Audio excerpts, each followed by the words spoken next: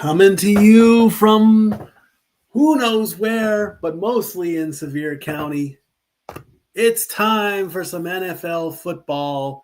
It's time for week 3, Monday Night Football, Lions versus Ravens. Hello, my internet fans. Welcome to another watch along on your Monday night, September 22nd, 2025. I am your host extraordinaire. I am your statistician emeritus. I am Statboy Mike, and this is week 3 of the NFL as we come up on a Monday night getting ready to bring you live watch-along coverage as the Detroit Lions take on the Baltimore Ravens.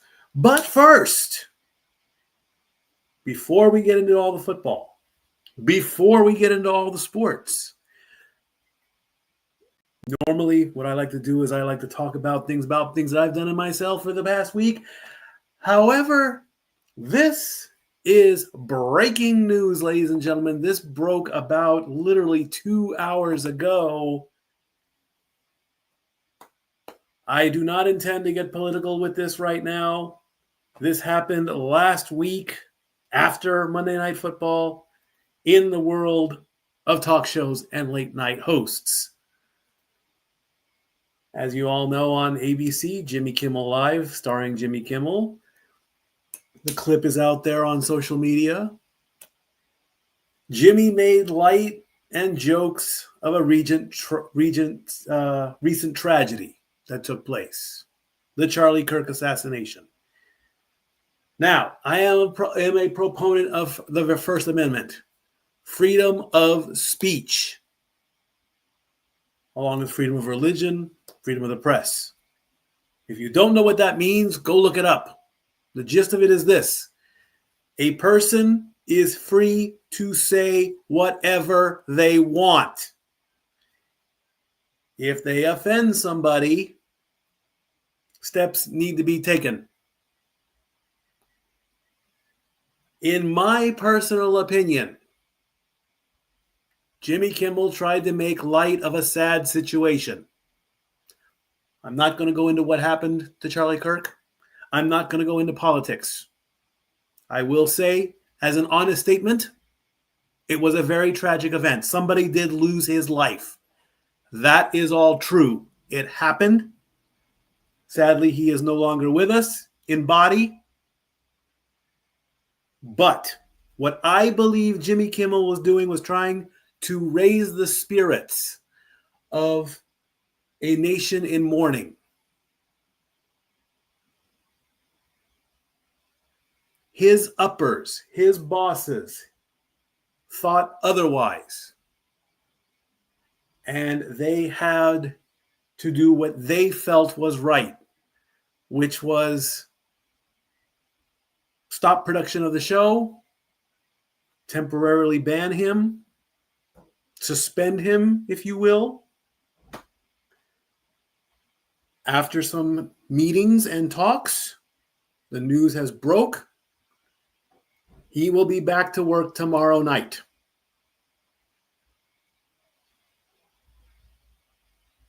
Why am I looking at Jason Kelsey playing the saxophone? I have no idea. Will he apologize? Probably. Is an apology demanded? That's up in the air. We don't know. I believe he will, to smooth things over. But let me just say this. Again, the First Amendment to the U.S. Constitution, freedom of speech. You can basically say whatever you want. However, and this is where I come into play, you got to think about what you say. Because people can get offended. And then you move on. You don't dread over it, you don't get tarnished over it, and you don't dwell on it. What happened happened, and you move on. So congratulations, Jimmy Kimmel. I'm glad you're back at work. Keep making people laugh and doing what you believe is right. That is my message to you.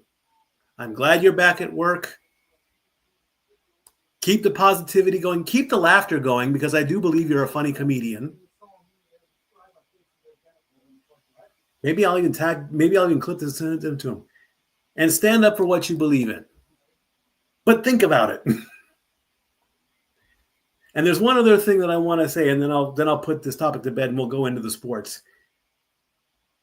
As I was ride sharing in Sevier County, I came across a bumper sticker. And it was a quote taken from Mr. Charlie Kirk, who is no longer with us. His quote reads this: "Just because you are offended, it doesn't mean you are right." Let that sink in for a little bit. People have the right to their opinions. People have the right to be upset. People have the right to be angry. People have the right to accept what they want to believe. But, and you can vent those frustrations. I get it. And people do. People do vent their frustrations. People do let people know that they're angry or how they feel. But your opinion, unless you have factual evidence to go behind it, you're not always right. So let that sink in for just a quick second there.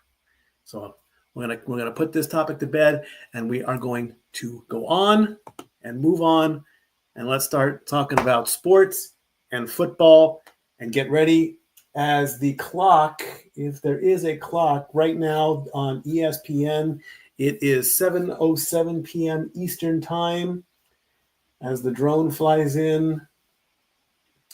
And I don't really see a clock just yet. ESPN Countdown is going on. And we will leave it at that. Let me bring in my brother, DJ Mike, a.k.a. Fantasy God, a.k.a. Zach. What's going on, bro? Good morning. You sound like you just woke up. Yes, it was a long night. Are you okay? Oh, I'm good. Good. Good. Good. All right. Good. Good. Welcome to the aftermath of the most bipolar weekend of football I've ever seen in my entire life. Indeed, it has been a bipolar week. I'll tell you that much. Oh man, so much to get into though. Indeed. Let's talk about that really quickly, and let's bring up the scoreboard. It all started Thursday night as the Bills defeated the Dolphins 31-21. Here's the big upset. The Browns took out the Packers 13-10. There's a surprise. Colts beat the Titans 41-20. Number one honors goes to the Minnesota Vikings so far this week, as they just crushed the Cincinnati Bengals with Carson Wentz at the helm, 48-10. Steelers beat the Patriots 21-14. Eagles went 33-26 against the Rams. Bucks beat the Jets by 2, and the Commanders beat the Raiders 41-24. Atlanta, fresh off of their win from last week, are having the only team right now they give the first shutout of the season as they beat the Panthers. No. They got beat 30-0. Oh, I have that backwards? Yes. Rats. Okay, no problem. Jaguars beat the Texans 17-10. Chargers beat the Broncos 23-20. That sucks. Seahawks beat the Saints 44-13. Cowboys lose to the Bears 31-14. San Francisco ekes out the Cardinals thanks to a field goal. And last night, finally, the defending AFC champion Chiefs get their first win of the season, 22-9. So let me remove this really quickly, and I'll replace that thing. And we've got some honors here. Let's see what we got here. Dory Lou's Cavalcade of Stars. She gives it to Justin Herbert so far for quarterback, Jordan Mason for running back, Trey Tucker for wide receiver, and Carolina gets defensive honors. Where do you want to start, Zach? I feel like we got to start in Minnesota. I feel like we have to. Absolutely. Go ahead. Be careful what you say, though, because That if you don't start this sentence with "skull," you're going to hear it. well, obviously, Skull, but Thank you. being a fantasy god that I am, the Vikings defense in fantasy scored 32 points, which Mm-hmm. is the most by any defense in fantasy football history. One player, one player forces 3 fumbles in the first half. Now I know Dory Lou gave her defensive honors to Carolina.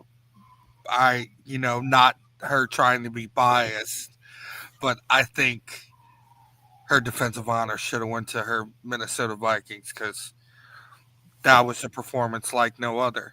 And as we see, in most games, the backup quarterbacks did not look bad at all this week. I mean, it was a battle of backups in Minnesota and Cincinnati. Poor Cincinnati, though. You Yeah, know, I mean, the Bengals to me are a middle team. They're not the top, and they're not on my low list. So they're in a middle team there. So um, I don't know. I mean, I want to see more from the Vikings, and I'm not being biased here. I'm not because they are the household team. Um, we want to see them go as far as possible in the division and everywhere else. Uh, I'm going to bring up their schedule really quickly.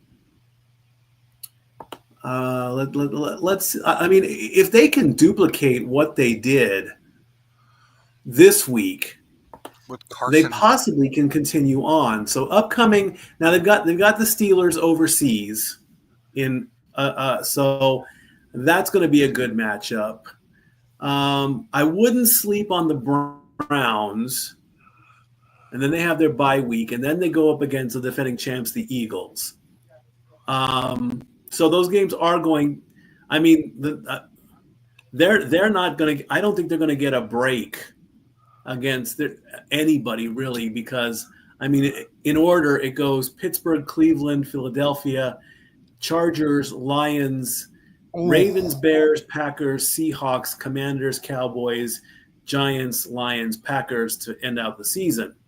So the road, all of these teams are dominant teams. Maybe I mean if I have to pick a low man on the totem pole, it's the Commanders. Sorry, Washington. That's just the way I feel about it.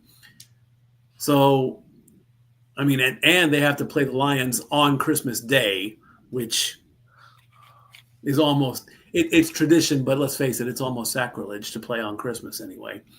And then so they have the potential. The road's going to be bumpy. It all depends on everything else that happens in the season so far. they'll get JJ back in about 3 weeks. Right. So, Indeed. and Absolutely. if I mean Carson Wentz looked decent. He did. Indeed, he did there. Let me bring up his stats really quickly here. I mean, but not to knock, not to. Let me choose my words carefully. Yeah, please do because I don't want to get canceled. Not to knock Carson Wentz at all, but I think any quarterback that can throw a ball with those offensive weapons would do very well in that offense. 14 of 20, 173 for 2 touchdowns. Carson Wentz there. Get rid of that there. So he's definitely got the capabilities to do so in that. All right. Anything else game wise? Well, the Browns beat the Packers, I mean, hey, and that's you why they you you call it any given Sunday. you said it. There were 5 blocked field goals, 1 blocked extra kick in the Giants Chiefs game. I saw that one get blocked. So, and Yep. again, I will declare and I will say this till I'm blue in the face. I mean, I don't wish the worst injuries on any football player when it comes to the neck and the concussion syndrome. I mean, if you have to go top 3 or top 5, your head, your neck, your arms, your legs, your back, these right here, that football is coming at you probably as if it's being shot out of a cannon, and your only protection is a glove that's only an inch thick. Your finger is not gonna survive. If you don't have broken fingers by the end of a football game when you block a kick, I mean, Oh yeah. Hey, you want a bold prediction? I really don't know. Want a bold prediction for next week? Go for it. You're gonna see a team put up 70 points. Really? Yes, That's a stat I'm looking forward to see. I would love to see a Buffalo. 70-point game. Buffalo's Buffalo? gonna put 70 points up next week. And who are they playing? My seat, my Saints. Whew. Yeah. Uh, well, I don't want to see a blowout, but hey. We are pathetic. We're the laughing stock of the NFL.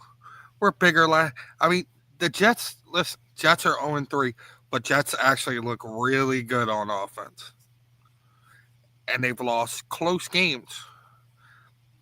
All the other 0-3 teams,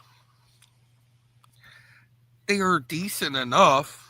I don't know what in the world is going on in Houston. That puzzles me. It really puzzles me. But my MVP honors, my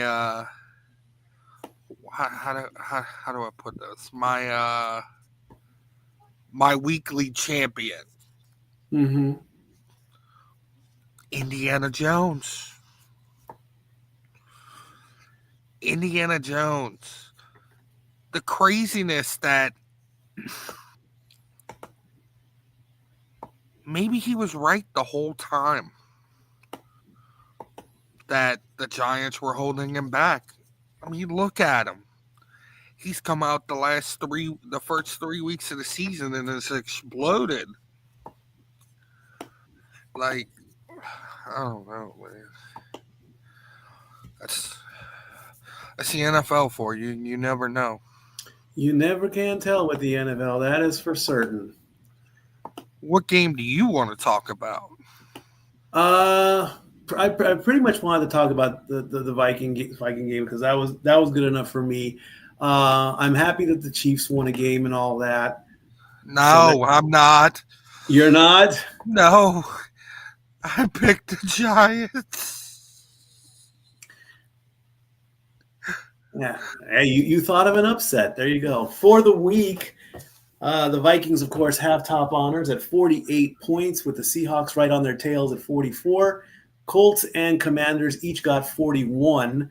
Colts get the advantage because they gave up less points. Eagles round out the top 5 in column 1 with 33. Bears and Bills at 31 each, and the Panthers at 30. Column 2, the Bucks got at 29, Chargers at 23, KC at 22. Steelers at 21, Jags at 17, 49ers at 16, and Browns at 13. Of course, the Ravens and the Lions will play tonight, so we'll see where they end up at the end of the game.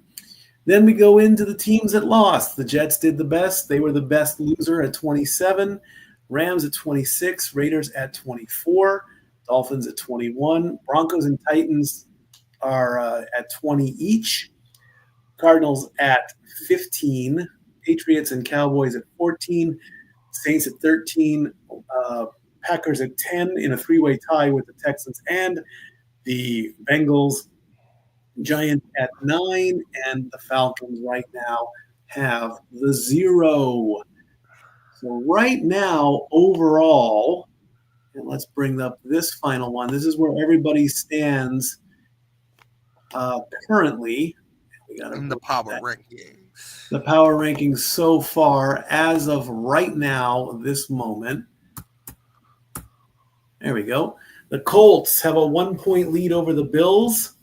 The Colts, the Bills, the Eagles, the Bucks, the Chargers, and the 49ers are all your undefeated teams. So we are down to 6. Seahawks and Vikings round out column 1. Column 2 is the Commanders, Rams, Steelers. Rams and Steelers only separated by a point. There's the Jags. You know, maybe I should stop trying to burst Tony Khan's bubble and actually give his team some props. You can't deny 70 points in 3 games. Packers at 64, Cardinals at 62, Bengals at 58, and then Ravens and Lions where they are. A Ravens win, or whichever team wins, they might get into column 1. Ravens just basically have to win to get into column 1. Lions will have to at least get 16 points or more to get into column 1. Bears at 1 and 2 at 76 points. Cowboys at 74. Broncos at 68. Panthers at 62. KC finally moves out of column 4 and into column 3. Patriots, and then the Ravens, and then finally the Browns, the Falcons, the Jets, the Dolphins, the Giants, the Titans, the Saints, and the Texans. So we have 6 undefeated teams, but 1, 2, 3, 4, and 6 teams that haven't won yet. So that at least takes care of the stats so far in football. It's getting closer and closer to the midway point here. What I would like to talk about, we do have some other news that decided to pop up. Let's bring up this one. Let's bring up Anze Kopitar and Clayton Kershaw are announcing that they will be done at the end of their season. Now, baseball season, we're getting close to the playoffs. And so far, let me bring up the standings. Here we go. The American League East, the Blue Jays have that locked up, so they're in. The AL Central is still not determined. It's going to come down to the last 6 games. All 3 teams that are left, the Tigers, the Guardians, and the Royals, they are all still in play. And in the West, same situation between the Mariners, the Astros, and the Rangers. So we'll see where those go. The National League, the Phillies are in, the Brewers are in, the Cubs are in, and the Dodgers are in. So Kershaw had his last official season game. That was a thing on social media. So the Dodgers will play in the playoffs. So it would be fitting for the Dodgers to go to the World Series again and give him his flowers as he decides to call it a night or on a season. As far as Anze Kopitar goes and the Kings, well, the season hasn't started yet. So it would only be fair to say that the Kings should go to the Stanley Cup this season. And that official gameplay starts. All this week is still preseason. So let's go to the next week. Let's go to September 29th. That's preseason. That's Saturday. That's so on. Let's go to my birthday week, which is October 5th. Yay.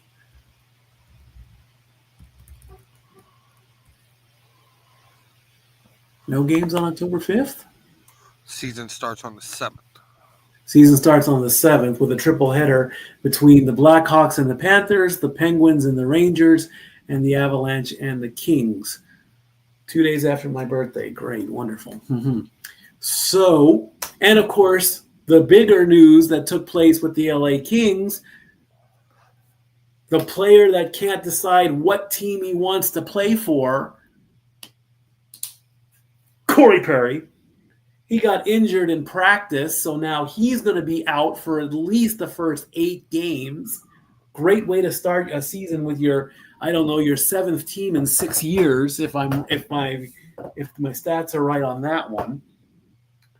But Anjay's had a great career. He's won the cup twice, so he deserves to have his name up in the rafters at the Staples Center. I will not call it Crypto.com Arena. It will always be Staples Center no matter what. To me, anyway. Go ahead. Oh, no. Yeah. He does. It will always be Staples Center. Absolutely. 34 minutes and 35 seconds to count down on ESPN there. Speaking of ESPN, now this news dropped. Usually, I would wake up first thing in the morning before going to work and before Pat McAfee comes on. I would watch First Take with Molly Kieram and my dear friend Stephen A. Smith and Shannon Sharp, who dresses very sharp. But the news broke last week that Molly has decided to step away. This is from her Instagram. Now that the news came out earlier than I intended and not in the way I hoped, to my First Take family, after much reflection, I've decided it's time to close this incredible chapter and step away from First Take. Hosting this show has been one of the greatest honors of my career. Every morning, I had the privilege of sharing the desk with some of the most brilliant, passionate, and entertaining voices in sports, and with all of you, the best fans in the world. I'm so grateful for what this journey has given me, lifelong friendships, unforgettable memories, and the chance to be part of something truly special. From the bottom of my heart, thank you for welcoming me into your homes. Stay tuned. With love and gratitude, Molly. Go ahead, Zach. The floor is yours. This upsets me on so many levels. So many levels. Whether it's Molly, Joy Taylor, Doris Burke,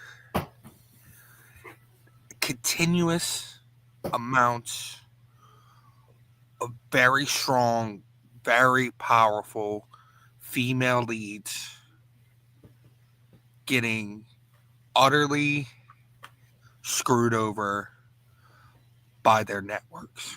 Mm-hmm. These women are trailblazers who are role models for the next generations and generations to come. It's like, I could see, if, they're not good or they're boring to watch and, they're just there, just to be there. No, these women are powerful. Yep. And most of them know more about sports than some of the people on the shows do. I find that fascinating. It's no secret that I have said many times, there are so many things that females can do.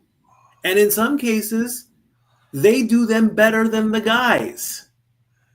Female CEOs, female police officers, female doctors, female politicians. female soldiers, military. G.I. Jane was not just a movie, folks. I have said when I saw I was watching American Sniper, and I remember saying in the theater or in the movie, I'm like, I'll bet a lady sniper off soldier, if they can take me out better than a guy can, more power to them. Oh yeah. Now, I'm not saying that guys can't shoot, guys can't be cops, guys can't be doctors. It's a statistical fact that in some cases some women do better than men. I've even heard that women can hold their liquor better than men. I don't want the women to go out and prove it because that's dangerous. Because drink responsibly here, you know. As Jared Goff is walking down the tunnel there to probably his warm up with 30 minutes and 8 seconds left. The Ravens are on the field doing their warm ups right now. Now this, I mean, we all know why. I mean, I know why. I'm not going to talk about why. We know why it was contract negotiations. Go ahead, say it. No, it was, Something fell through the cracks in the business. and we all know whose fault it is, but we're not going to discuss that. But, I feel like that person needs to take some blame, but that's my opinion. No one has to believe in my opinion. It's just my opinion. The other person should take some strong, you know, some strong blame for this. They won't. They'll sweep it under the rug. Of course he will. And He don't care. I did catch some. Like I said, I saw the news. I saw Stephen A's clip. He is saddened about this. He's heartbroken about this. I get this. They had a good dynamic.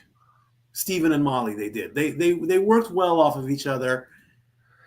And and I do have a rant about Stephen A, which I will get to. Not about this though. I know my rant's about him. Well, it's his fault. It's his fault about Molly? They were in a relationship. The relationship went bad, and now I don't. Yeah, let's. If I would almost. I don't want to know about that. I don't want to bring relationships. That's why I said I'm not gonna talk about it. And there he is on my TV right now wearing. Look at that color suit. You're in Baltimore wearing hot pink. Channeling his inner Steve Harvey, Steve Harvey has told us never to wear a pink suit. Go find the clip on YouTube about Steve Harvey's suits. Black, brown, navy, white, and tan, I believe is what it is. He never said hot pink.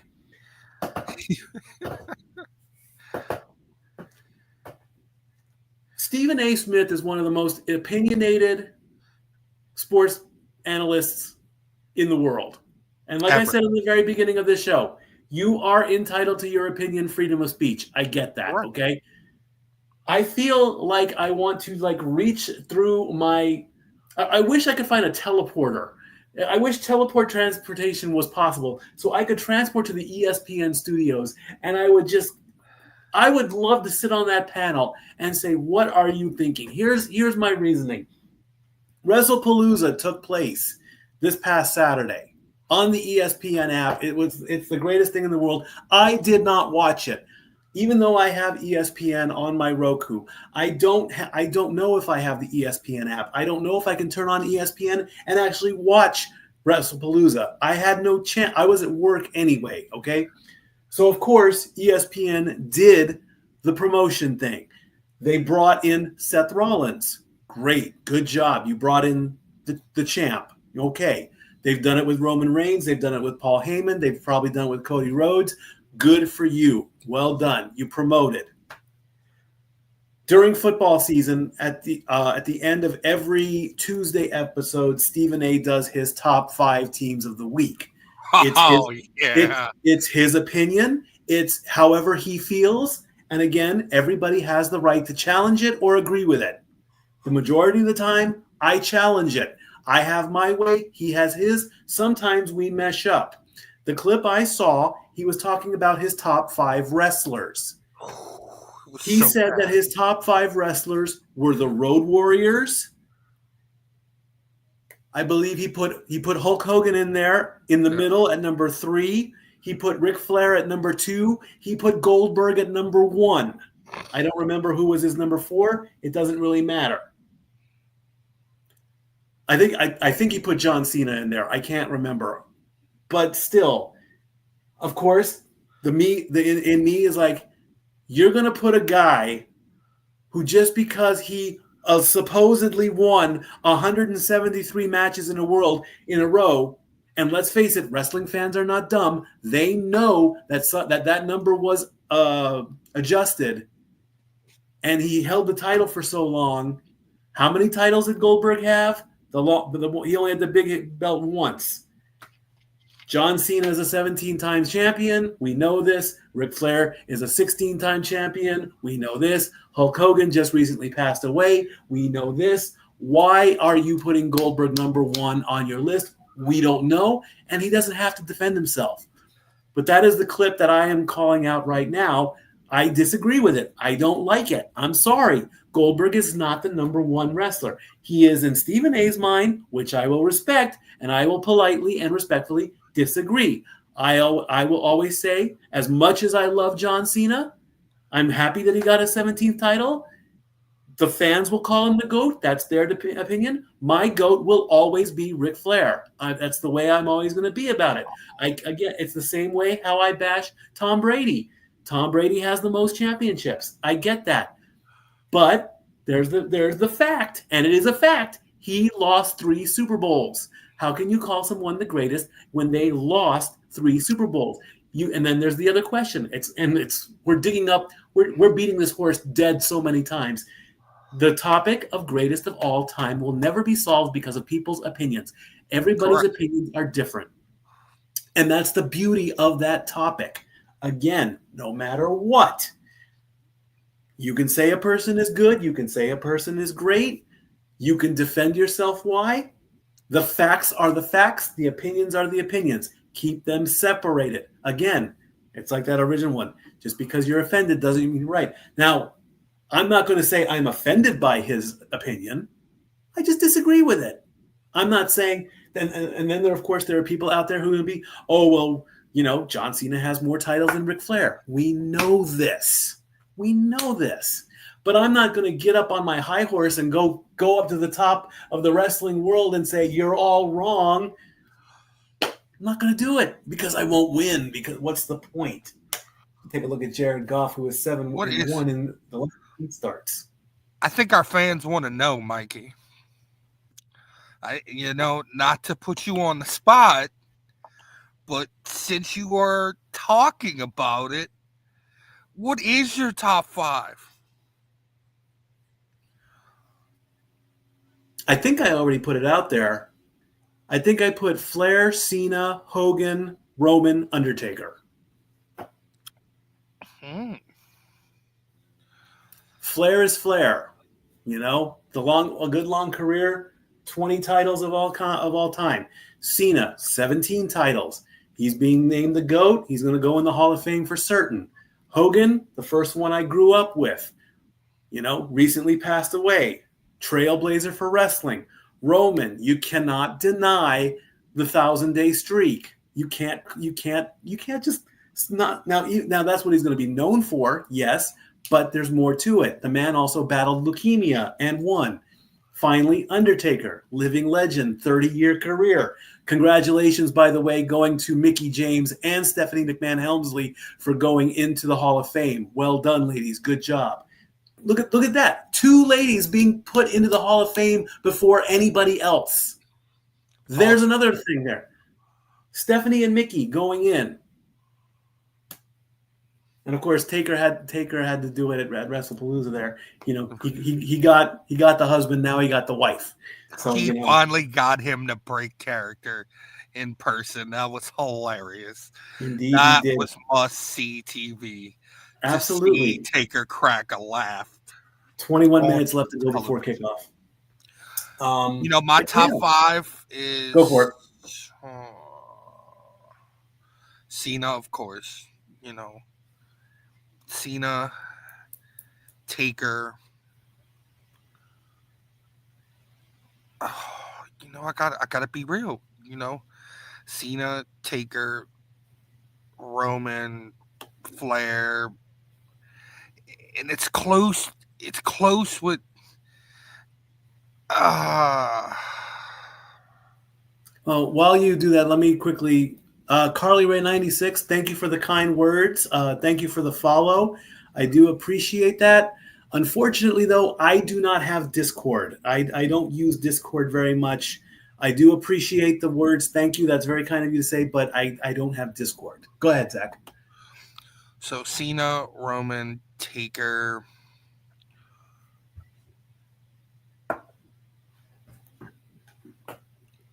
Flair, and probably Sean. Yeah, I I, gotta. I love Sean. It's I mean, close. It's close between Sean and Hogan. I mean, Taker. Look, I love my favorite of all time will always be Cena. Just. But Cena's not my goat. and that's okay. And My that's goat, my goat's Taker. Not only for the the championships, the winning, but the person, the the behind the scenes character, the development person. Like there's a lot that like there's a lot I feel like has to be factored into the goat, man. Like it's more than just wins and losses and championships. It's the character. What did they do for their prospective brands? Like, you know, it's it's a lot you gotta factor into it. So indeed. You're absolutely right on that one. And let me message this person here really, really quickly. I'm going to refer them to the other people in our circle of friends here about promoting and things like that. I don't do stuff like that really. I'm an old dog. You can't teach this. Can't teach this old dog anything new. Like I say, I do appreciate the kind words again, but we'll forward some information and things like that to the other people in the channel, and we'll go with that as well. can I As the clock winds down to 17:45 for Monday Night Football. can I make a suggestion? Go ahead. I feel like I like this narrative WWE is on right now. Mm-hmm.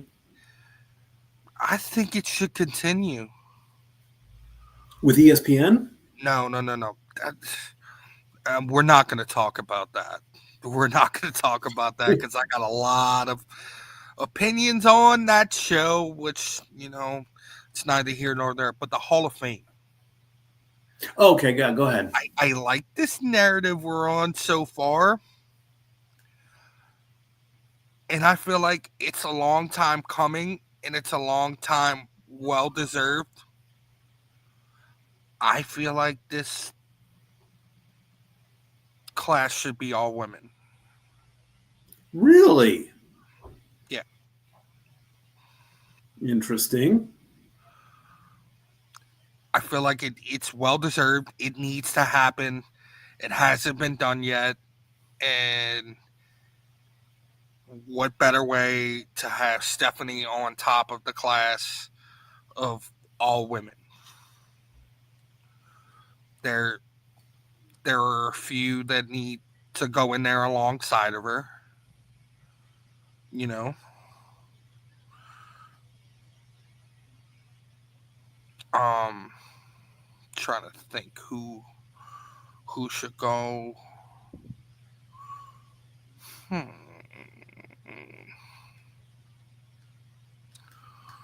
Like a Candice Michelle, a Victoria.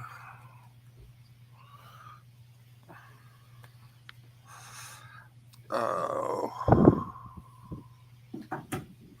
trying to think of that era. Yeah. That Stephanie McMahon GM era, which still to this day, pre what her theme song is now, General Manager Stephanie's theme song is still one of my favorite theme songs in WWE history. Mm-hmm. And the clock is just about ready to hit 15 minutes. We're at 15:10. Are you going to stay for the play-by-play, or are you going to? What do you want to do? Uh, You're more than welcome to stay. Just as long as you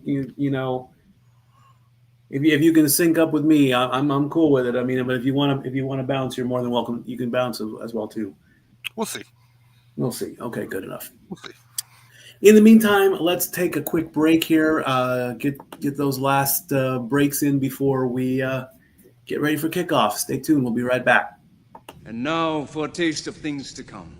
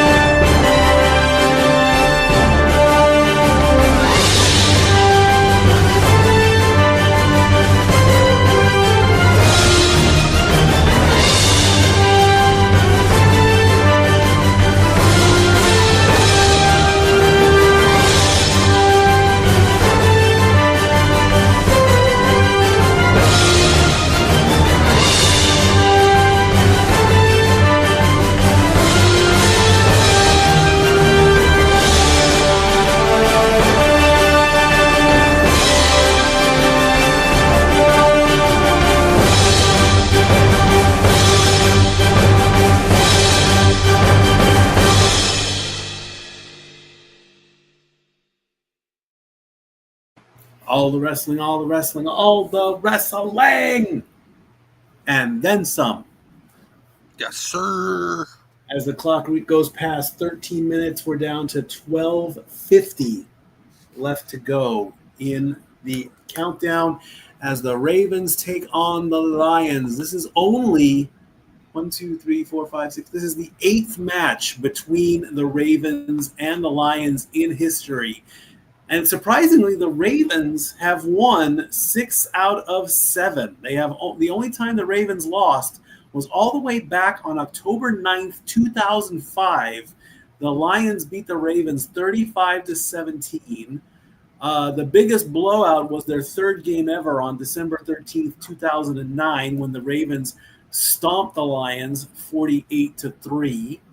The second and their most recent game was a season ago, October 22nd, 2023. The Ravens crushed the Lions again, 38-6. You got week 4 pulled up? What was that? You got week 4 pulled up? Week 4. Yeah, I can bring up week 4 real quick. Let's take a look. I didn't do the graphic for it, though, but I can take a look. What do you want me to look at week 4? Why not? Let me do some picks. You want to do your week 4 picks now live? Let's do it. All righty. I know the people love to hear my chaotic opinions. The All fantasy right, god. Zach is doing it. Zach is doing his picks live for Week 4. We've got Seahawks and Cardinals, Seahawks. Vikings and Steelers in Ireland. Vikings. Okay. I'd get canceled if I didn't. Commanders, Falcons. Commanders. Saints, Bills. Next question.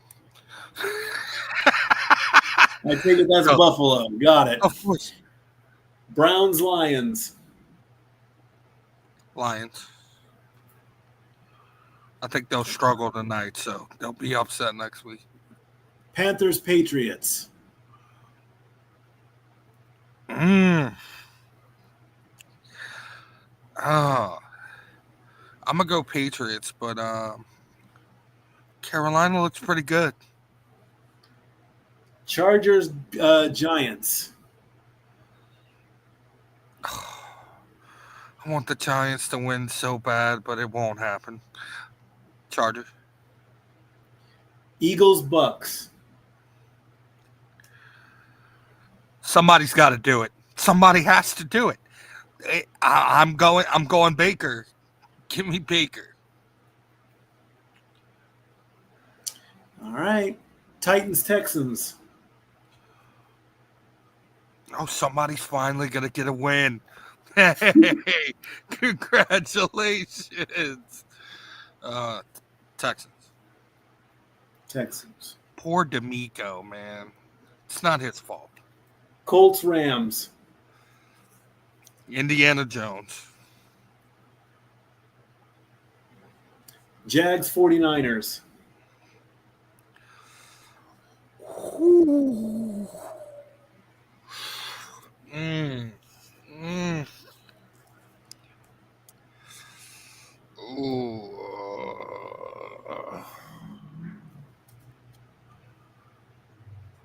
49ers. Really wanted to pick the Jags, but Ravens, Chiefs. Ravens, Chiefs? Yep. Ravens. Sorry, Tammy. Bears, Raiders. Bears. Sunday night game, Packers, Cowboys.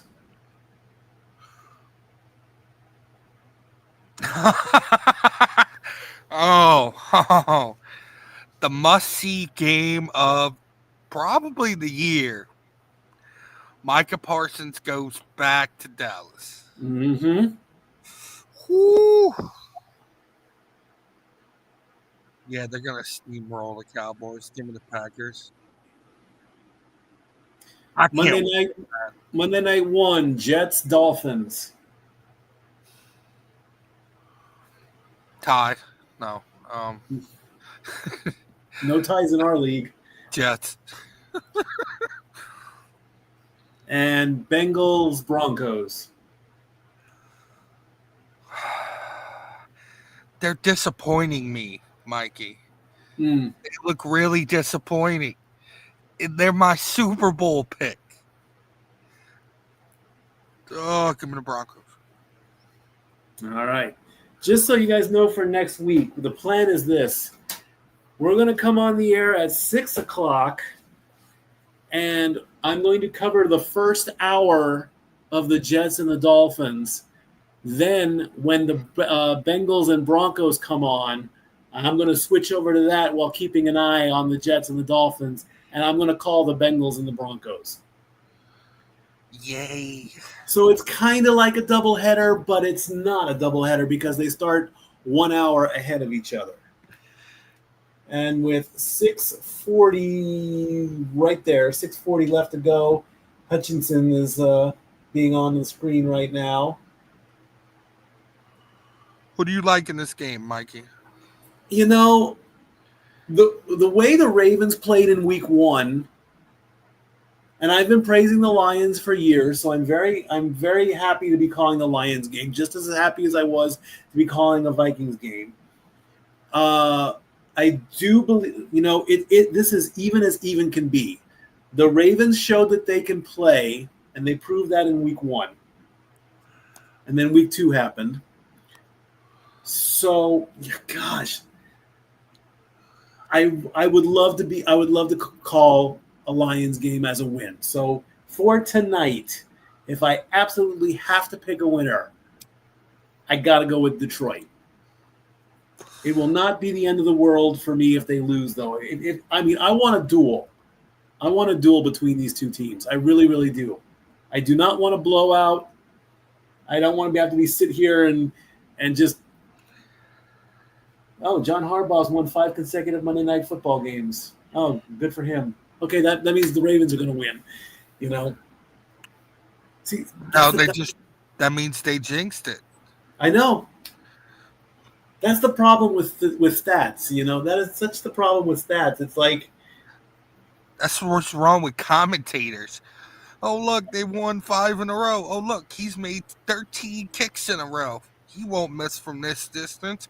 Boom, it's missed. Ooh, it's blocked.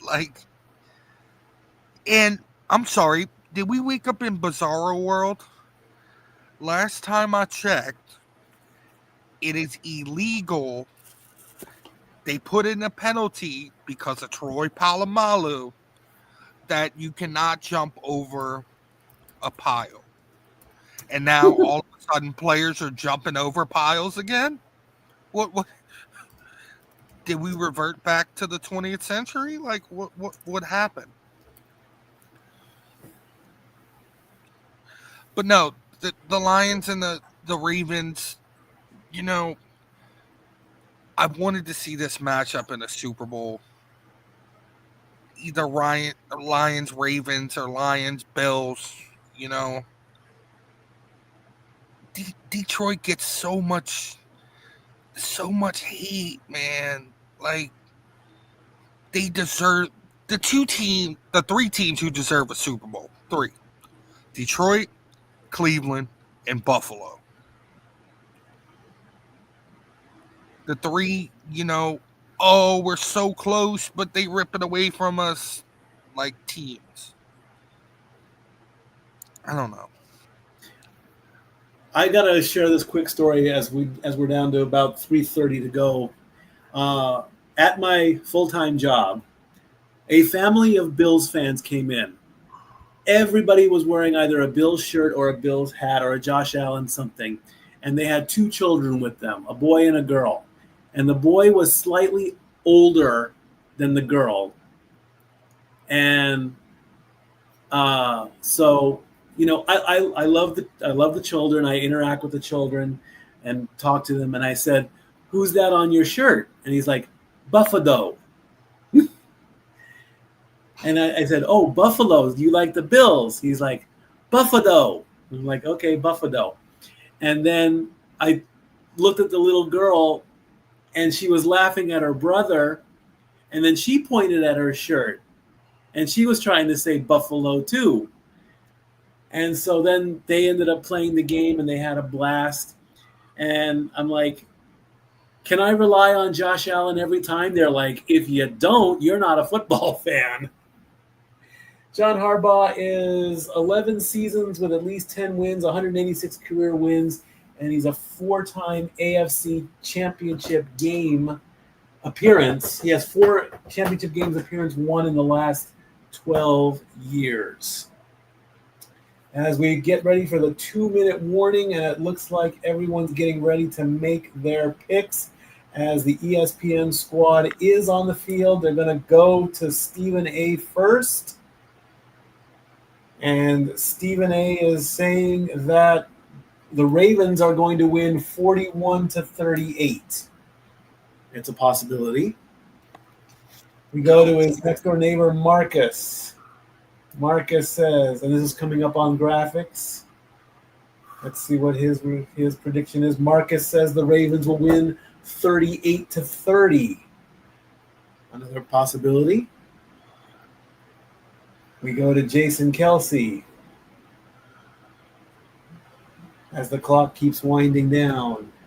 30-27. Ravens win by a field goal. We go to Ryan holding the football. Ravens win 33-27 with 1 minute left to go. SVP, send it home, brother. Can we get a sympathy vote for the Lions?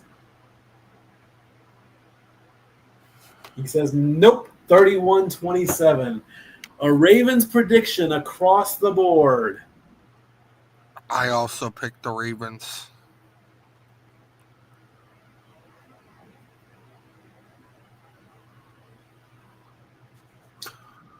Well, we will see what happens. 45-42.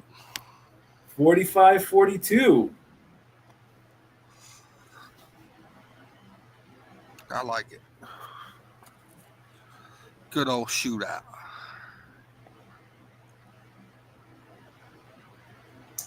As the countdown clock winds down to 0, we take another look at Jason Kelsey playing the saxophone.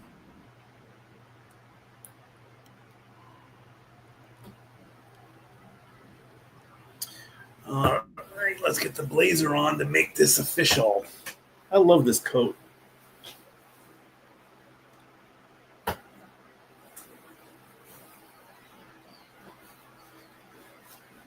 As we take a look at Baltimore,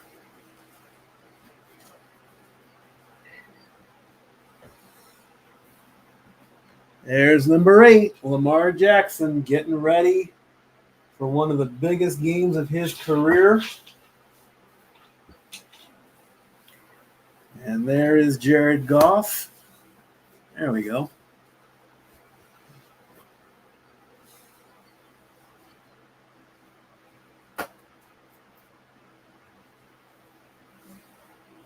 Week 3, Lions versus Ravens, as the opening is being portrayed. Again, 8th matchup in overall history. Yes, there's Snoop, and I'm going to see.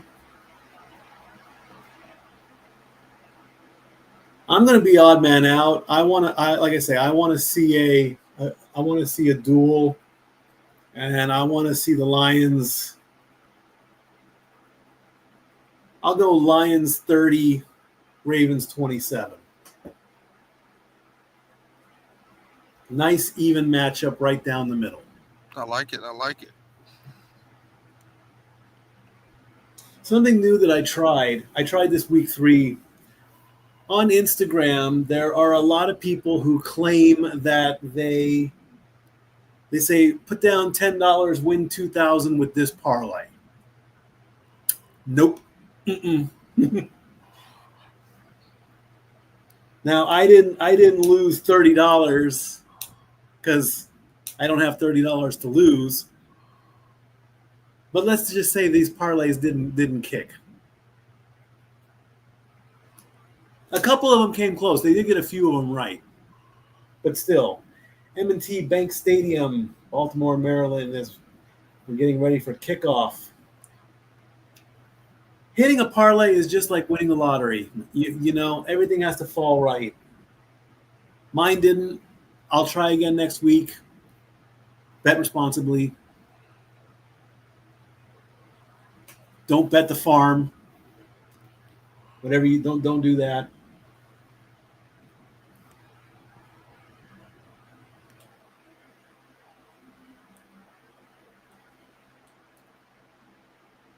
And I need some closed captioning here.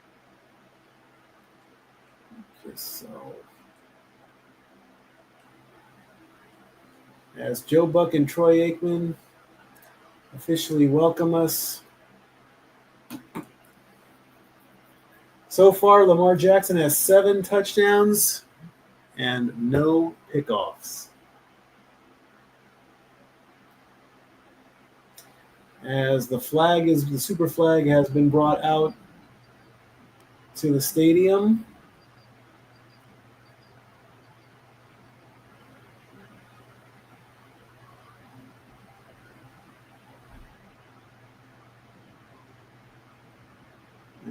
as we're getting an interview. Lisa Salters, you've dominated the NFC against two NFC teams, including beating the Lions. What's been the key to your success? I feel like we always get extra study time. We want to play them once a year, but just locking in and seeing what they do the best they do and the best they do against us, and we just capitalize and execute.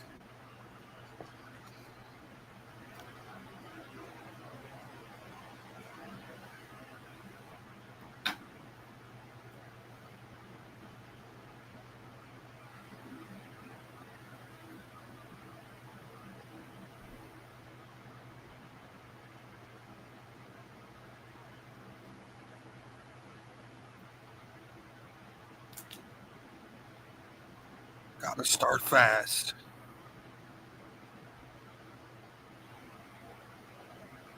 Gotta come out with intensity. Indeed.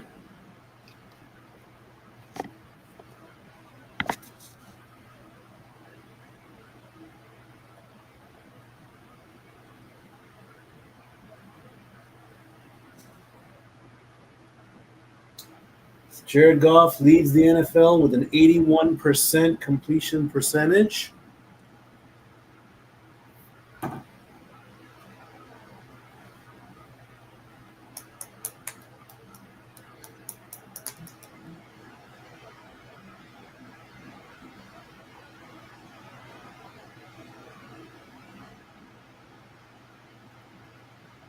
Lights are going off. Laura Rutledge telling us about Hutchinson. Broke his leg last year.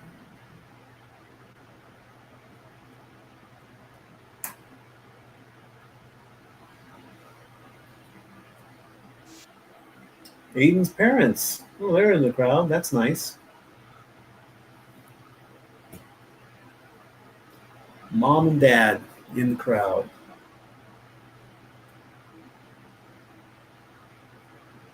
Good old Aiden.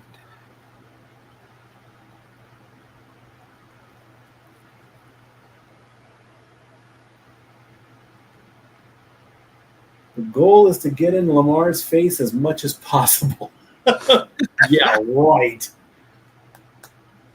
The fireworks are going off. The Ravens are coming onto the field through the tunnel.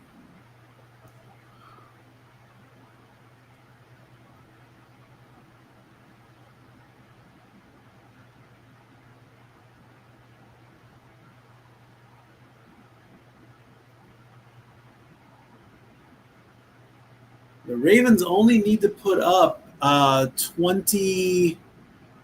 Let me take a look at my stats again here. Ravens are at 81. Colts are at 103. So if they want to shoot for most points so far in the season, all they'll need is 22 points. They can't get to the top of the column one. The win would put them. The win would knock Minnesota into column two. But you got to at least have points or something like that.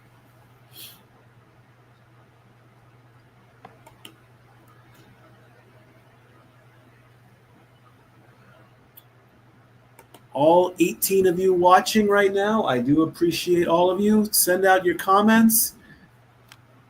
Also, let me remind everybody, please try not to spoil plays. Let me make the call. You can try and sync up with me. I'll constantly be calling out the time clocks, the plays, and all that. Again, you're all welcome to your opinions. Just be respectful.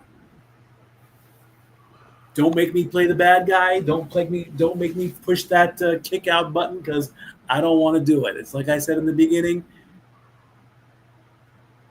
Just because you're offended doesn't mean you're right. Maybe I'm going to make that a life motto. I don't know. It's like every time I see a late night reel on either Facebook or Instagram, I'll comment that. I'm like, just because you think you're offended doesn't mean you're right. I don't know. I like it. The $6 breakfast at IHOP. Isn't it amazing how you can have a good meal for $6? We're back to what we were touching on earlier about goats. Yeah. IHOP butter pecan syrup. Goated. Mm-hmm. Goated.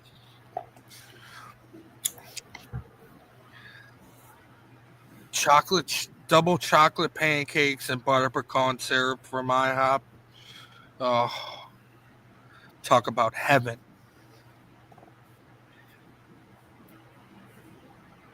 Now, are you more of an IHOP or Waffle House person? Since we moved here to Sevier County, I've become a Waffle House person. Denny's will always be number one in my heart. I mean, because whenever I want pancakes, I go to Denny's. Hey, we all love a good Grand Slam. Oh yeah, absolutely. And of course the 2468 menu. Love that stuff. I mean, I can go to Waffle House any time of day. I can still go to Denny's. I don't know if I can go to IHOP any time of the day as well, but IHOP's 24 hours too. well, yeah, but you know, and the color guard is being brought out with all, unless these are just, is this? Yeah, this is live. The giant super flag, all four branches, the Joint Armed Forces Color Guard, Army, Navy, Marine, and Coast Guard, as they get ready to honor America. And singing our national anthem, Broadway performer Samantha Polino.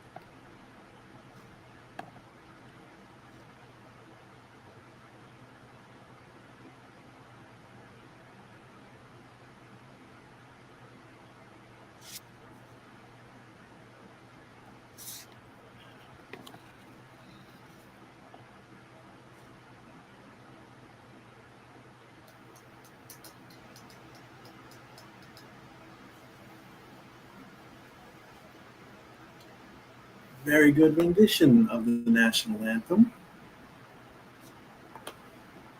Indeed it was. Let's take a look here. Let's see what we can find more.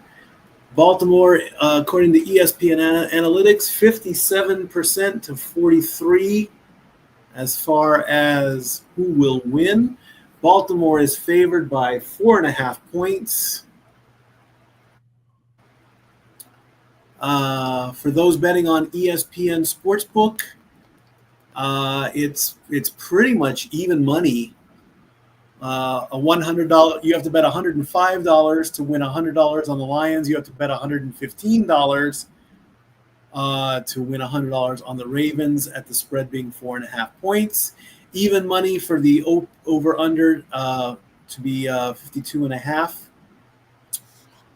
And currently, both teams are 1-1. Green Bay, Minnesota are both 2-1. Detroit 1-1. The Bears are 1-2 in the NFC North. And in the AFC North, Cincinnati and Pittsburgh are 2-1. Baltimore is 1-1. And Cleveland is 1-2. Overall, Jared Goff is 54 of 67 with 6 touchdowns, 1 interception with 559 yards. And Lamar Jackson is 33 of 48 with 6 touchdowns, no interceptions. He's at 434. Jamar Gibbs at running back, 113 yards for 21 carries. King Henry, 192, 29 carries there. Amon-Ra St. Brown, 160 yards at wide receiver, 13 receptions, 3 touchdowns. Zach Flowers at 218. As far as injuries, a few players are inactive thanks to the coach's decision. The only major injuries on the Ravens are Kyle Van Noy at left back with a hamstring injury and Patrick Richard fullback with a calf injury. And we're just getting ready for kickoff, so we'll see where that goes.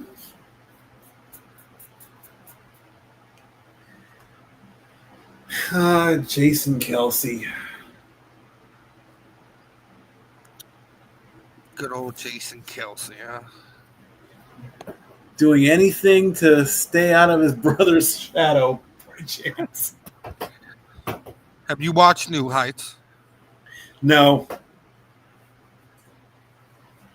Not a bad little podcast. Opinion based, that's for sure.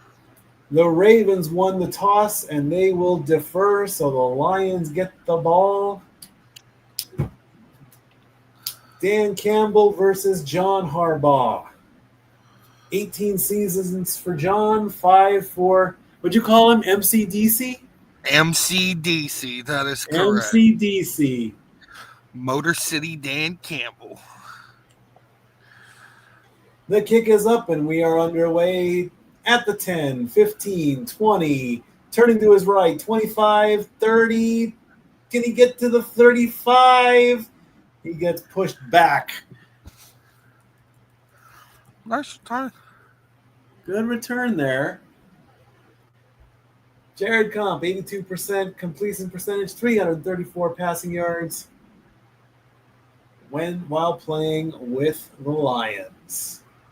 All right, let's see what the first play is going to be from the Lions. From the 33-yard line. Goff waiting for the snap, gets it, hands it off. Up the middle, and he's still on his feet, but down. Well, Gibbs gets about 2 yards on his first run. Jamar Gibbs from Alabama, David Montgomery, Iowa State, Amon-Ra St. Brown, USC, Jameson Williams, Alabama, and Sam Laporta, Iowa. We got the rookie from the Bulldogs, Tate Ratledge. All right, next play coming up for Goff, 2nd and 8. Gets the snap. He's looking. He throws. That's a good one. That's a completion to Williams. 24-yard pass. First down. Good pass. Jameson Williams. Fakes the pass. Williams right there, open with 3 guys around him.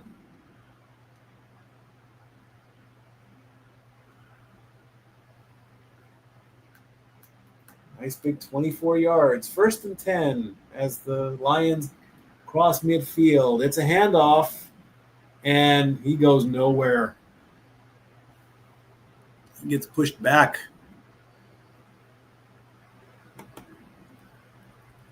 That was Gibbs who lost it. Owe with the tackle. Goff gives it to Gibbs. Owe just swallows him up and takes him down for the loss.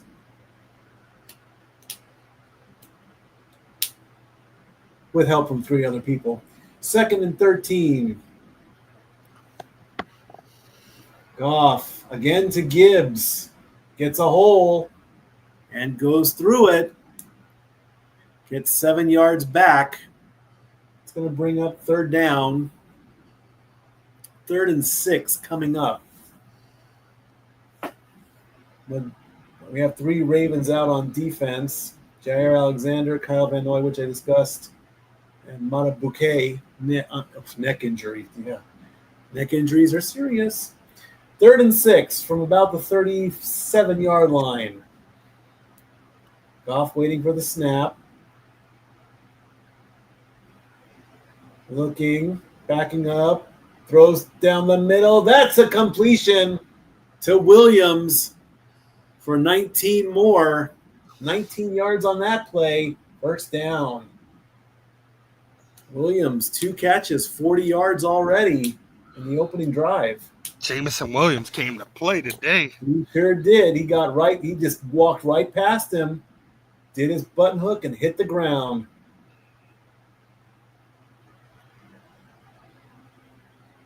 Nice cans. 1st and 10 from the 18-yard line. Goff with the handoff. And stutter step. Gibbs gets another couple yards. It's going to bring up 2nd and 8.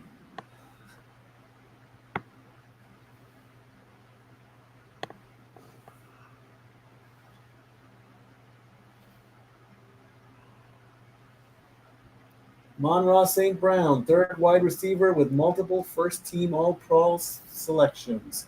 2nd and 8 coming up.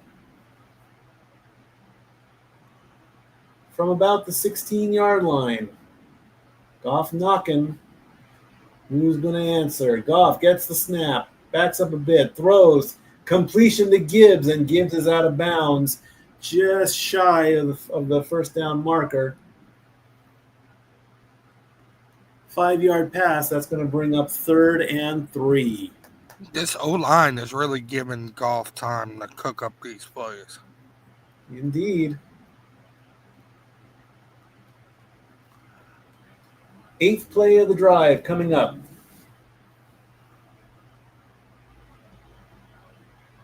From about the 11. Goff looks calm, ready to go. Gets the snap. Looking, short pass, but Gibbs the intended target, and that ball hit the ground, so that's going to bring up 4th down. Incomplete. Gibbs was in the area, but don't think Gibbs was ready for the ball. All right, Campbell, what are you going to do?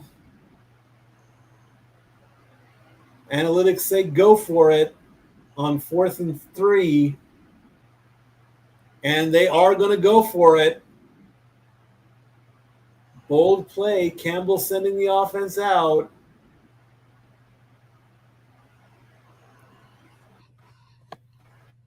Audibles like crazy. 3 seconds. Goff gets the snap. Passes. Complete. Down to the 5. Amon-Ra St. Brown. Gets another 7.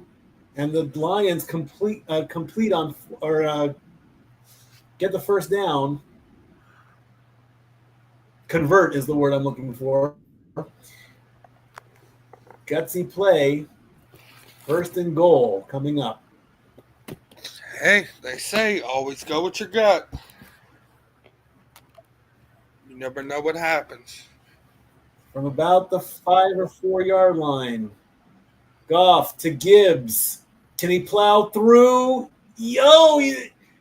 That's a stop. That's got to be a stop. He's going to be short. He's at the 1. 3-yard run. 11th play of the drive. Trying to set up quick. Is Goff going to do it on his own? Gives it to Gibbs, and Gibbs is in. Touchdown, Detroit. As he does his little dance. Beautiful drive. Like we said, you got to come out fast. You got to come out aggressive. You know, they went for it on 4th down to continue that drive.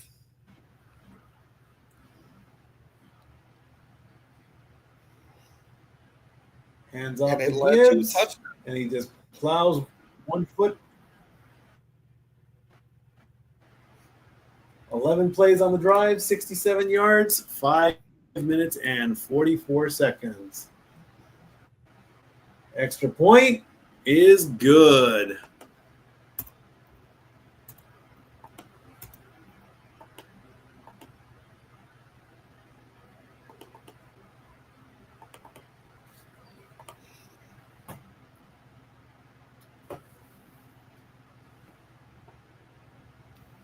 As the game goes to commercial.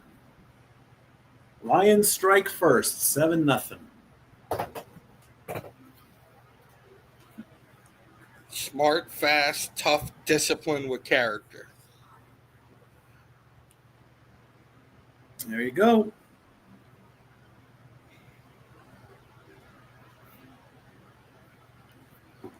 Now let's see if Lamar Jackson and Baltimore could come out with the same aggression. Indeed. Like I said, we wanted a duel. Well, I wanted a duel anyway. Oh, yeah. Speaking of Derrick Henry, I'm really rooting for him to get 2,000 yards this year. Because little fact, we brought it up on previous episodes and special editions, but if Derrick Henry gets 2,000 yards, then he gets to get casted in an Adam Sandler movie. Wow, there's an accomplishment. Oh, yeah.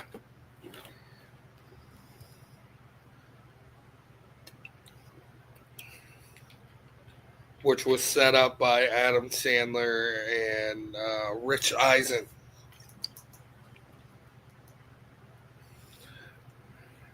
And congratulations to Rich Eisen for getting back on ESPN.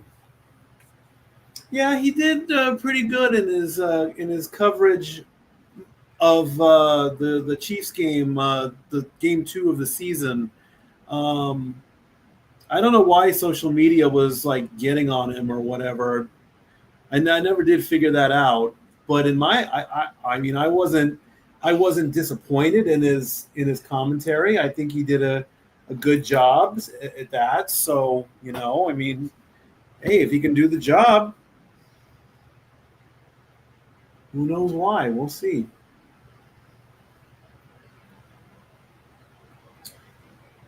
All right. 9:16 left to go in the first as Detroit strikes first and takes the lead 7-0. As the Ravens are waiting for the kickoff.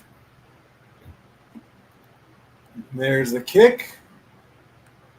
It's going to go into the end zone, and that is a touchback. Wanted the ball to go out of bounds thanks to that new rule, but it didn't. 7-2 record for Lamar, 22 pass touchdowns, 3 rushes, and he has not been intercepted yet.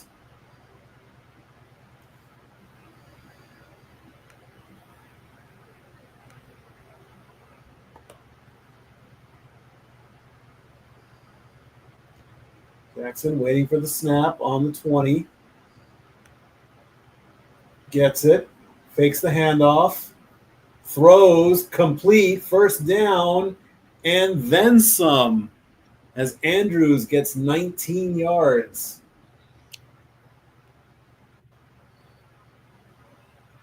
Man, did he have a disappointing season last year. Fakes the handoff to King Henry. Throws to his right. 1-on-1. And they're dealing with injuries in that tight end room. Isaiah Likely is still hasn't made his 2025 debut yet. Flag on the play as Detroit jumped. Neutral zone infraction, 5-yard penalty on Hutchinson. It's going to give 5 yards. So the Lions caused the first penalty, if you have that on your bingo card.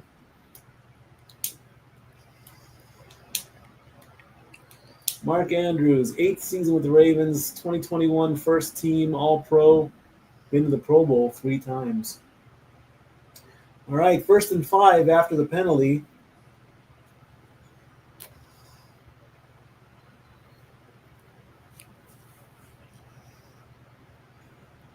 Lamar with the handoff to King Henry. King Henry pushes his way through for 7 yards.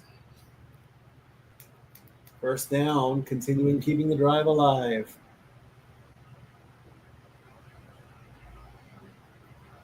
Derrick Henry, Zay Flowers, Rashad Bateman, DeAndre Hopkins, Mark Andrew, Ronnie Stanley, Andrew Voorhees, Tyler Lindrum, Daniel Fallell, and Roger Rosengarten on offense.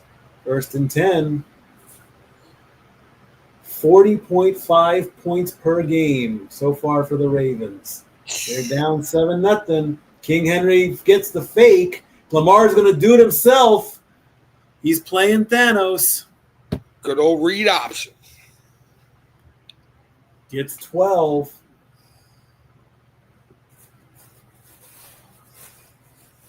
I thought King Henry had the ball. He fooled me very good. Henry went right. Lamar went left. Jukes one guy and then slides right there. 63.7 rushing yards per start. Highest all time so far by quarterback. 1st and 10 again. Lamar gets the snap, passes, complete, and for almost a 1st down. Andrews gets 8 more yards for that one. That's going to bring up 2nd and 2.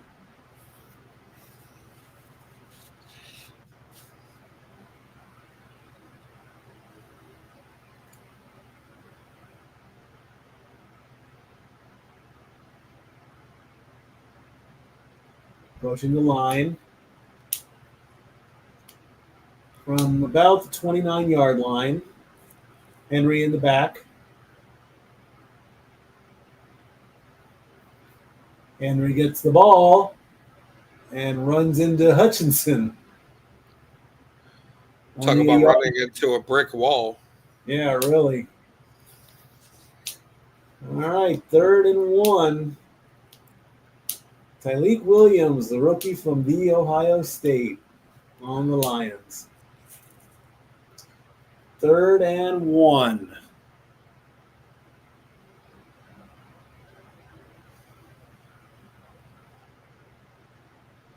Kelvin Shepard, defensive coordinator. Henry powers through. He's going for it. 10-5, and King Henry ties. As soon as the extra point comes up, King Henry with a 28-yard touchdown, but there's a flag. Oh, we got declined. Offsides was declined, so the penalties declined, so the touchdown will count. Well, if you've got King Henry scoring a touchdown on your bingo card, mark that off. Tyler Loop coming out for the extra point. You give King Henry an inch and he'll run all over you. Just plows through everybody.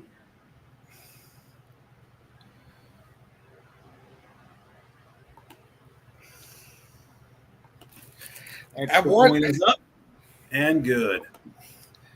At what point do we put him in the conversation of about what? Best of all time? King Henry? Yes.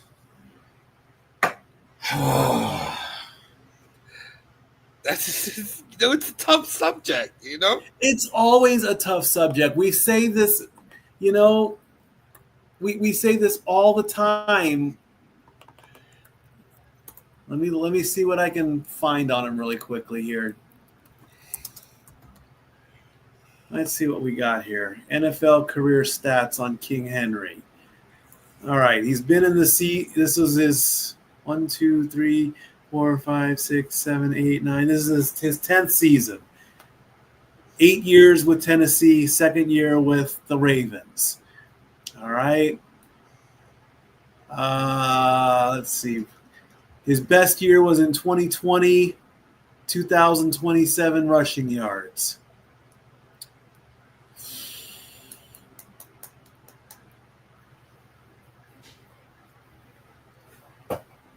Let's see what else we got here. Played in all 17 games in the 2023. He's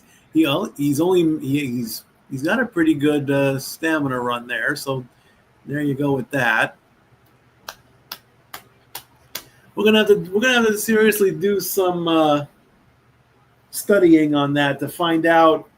He does own the longest run in NFL history. Which can easily be copied by somebody else. Correct. Just because you run from one end of the field, anybody can do that. I think he broke. It was 9 tackles on that play. That was pretty crazy. Back in Tennessee. I mean, we got to get him to the big game, obviously, for one. He's got to get a ring. That's a given. Oh, yeah. It seems like Tennessee, though, is like a good pit for running backs. Oh, yeah. Earl Campbell, Chris Johnson, Derrick Henry. Here goes the kickoff. Back to about the 2, 10, 15, 20, 25, 30, and then down about the 33-yard line. I mean, he got the national championship in 2015. I get that. I mean, step one, get to the dance and win it. Yeah. Bottom line, that'd be step one. I mean, this is his 11th season, so I would say he's still got 5 seasons in him. He's only 31 years old, so if he can make it to 35 healthy, then by all means go for it. First play, Goff fakes the handoff, and Gibbs that looked like an incomplete pass as opposed to a fumble. It almost looked. It looked bad. It looked sloppy. He had to get rid of it, of course.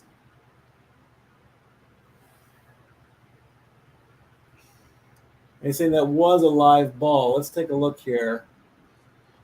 Goff gets the ball, fakes the handoff to Gibbs. Gibbs is rolling left.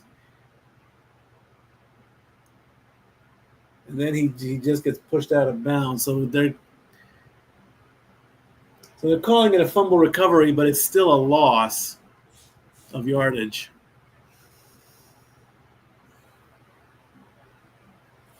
Gibbs goes right back to the line of scrimmage on the next play. So that's going to break it 3rd and 19. They are calling it a fumble. We're going to take a look again. There's the fake handoff. Gibbs is running backwards.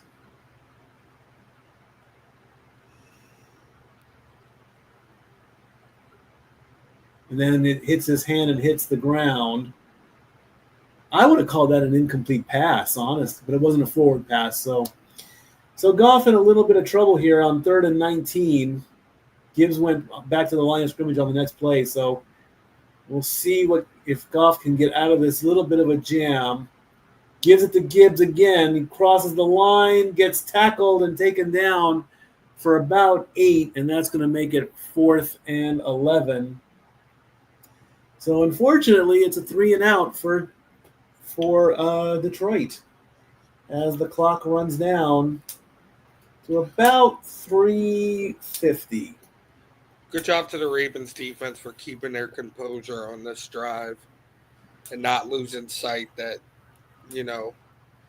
Detroit started so quickly. They came out, took care of business on this second drive. So let's see what Lamar Jackson and Derrick Henry do to respond to their defense making the stop.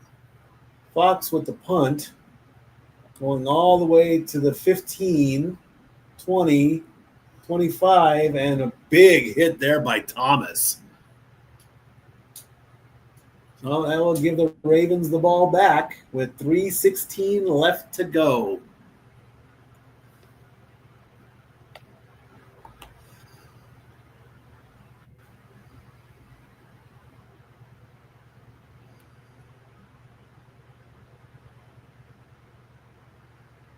We're getting closer and closer to the World Series. That will be a watch along at the end of October.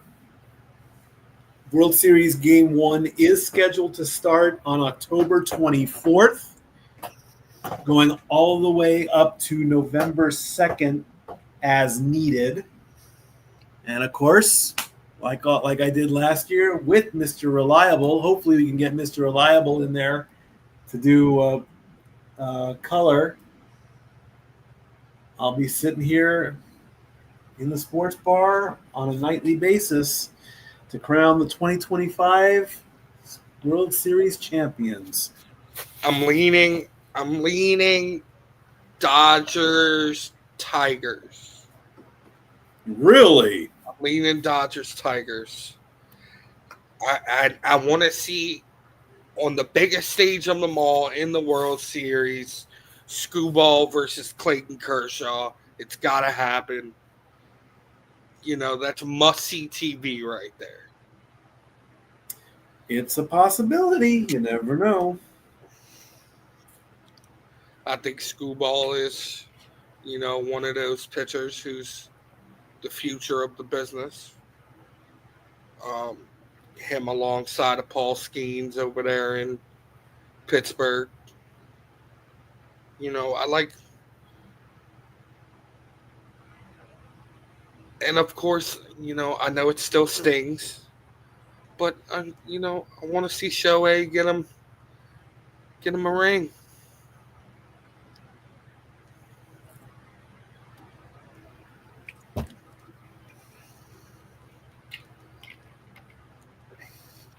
For those who don't know, our beloved Mikey is a Anaheim Angels fan. Yes, I said it correctly. They are not LA. They will always be Anaheim. Yes. Yes, I know. But yes, I do have my Dodger blue hat at the ready just in case.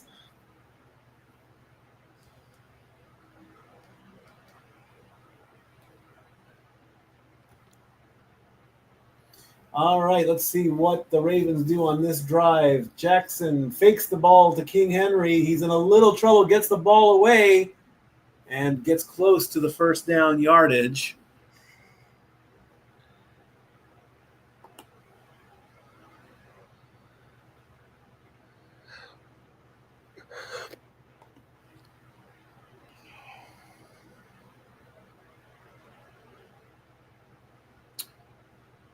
And that is going to bring up 2nd and 3. Lamar, high snap, gives the ball to King Henry, and King Henry doesn't even make it to the line of scrimmage on that one, so no gain there. Derrick Henry at running back. Running in at 18.6 miles an hour, according to analytics. Whew.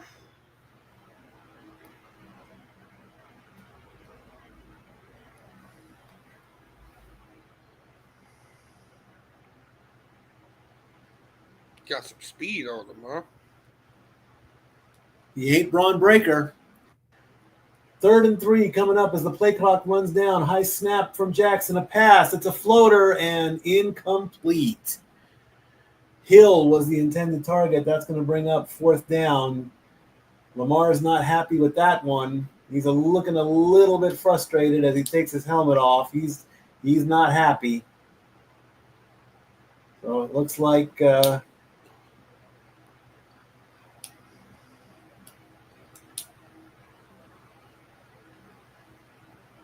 so the Ravens will punt away as Raymond will punt off the Stout. There's the kick. Going way back, flag on the play, all the way back to the 3. And a tackle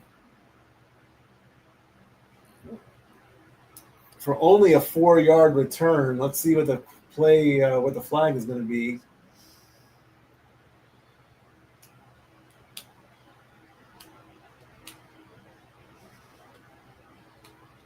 Holding against Detroit. half the distance to the goal. So Goff is going to be very deep with about 143 left to go.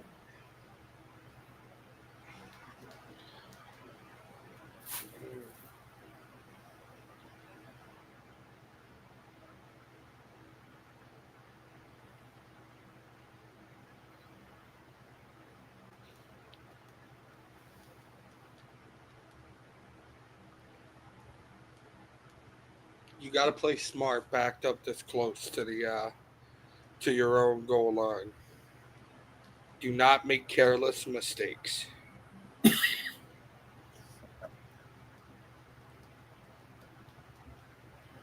You can be aggressive, but be smart at the same time.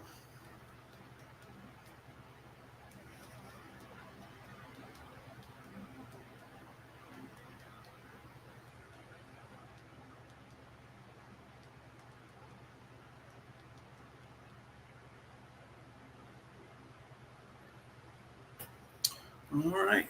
Even as even can be right now, 7-7 as both teams score touchdowns and both teams get 3 and outs.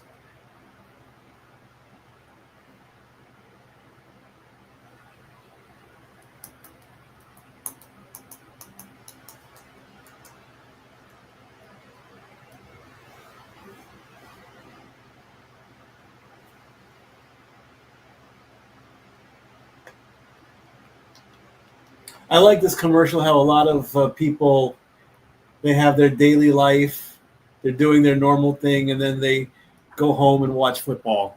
That I love that. That's a great commercial there. All right, again next Monday, 2 games on Monday Night Football. The Jets take on the Dolphins at 7 p.m. Eastern. An hour later, the Bengals take on the Broncos. We go live at 6, and we cover the first hour of the first game and then go into the second game while keeping an eye on the first game.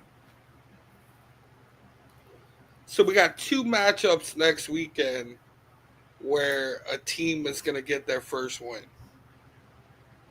I know, right? All right, Goff, very, very deep in his own part of the field. He's in the end zone. He gets the handoff to Montgomery, who gets 4 yards to give Goff some breathing room on the next play. That's going to bring up 2nd and 6. You know, I've given him so much heat over the years, David Montgomery. You know, because I like Gibbs more, but that's my opinion. Yeah, But like, he's really coming into his role the last 2 seasons. So flag on the play as Montgomery goes up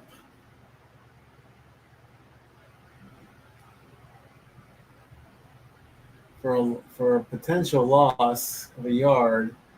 Let's see what the penalty is. Illegal formation against Detroit. That penalty is declined. Result is loss of a yard, so it's going to bring up third and 6, 3rd and 7.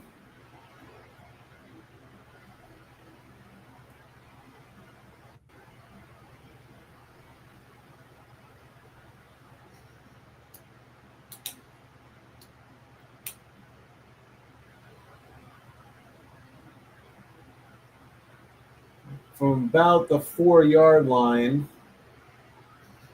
Goff waiting for the snap, gets it in his end zone, throws, completion to Laporta, and that's going to keep the drive alive. First down. And if they hurry, they can get another play in before the end of the quarter. If not, they'll just Laporta right there.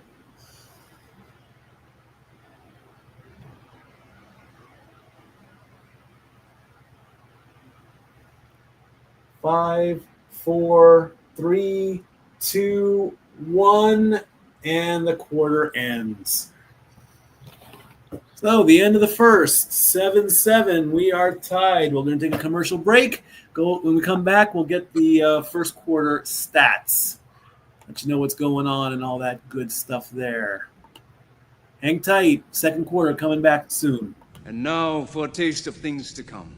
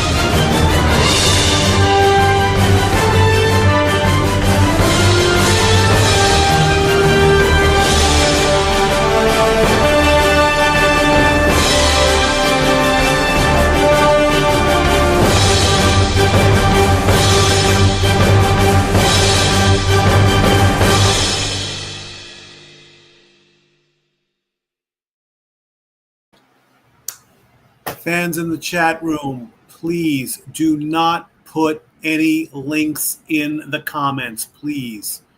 That I have to put my foot down on. Please do not do that.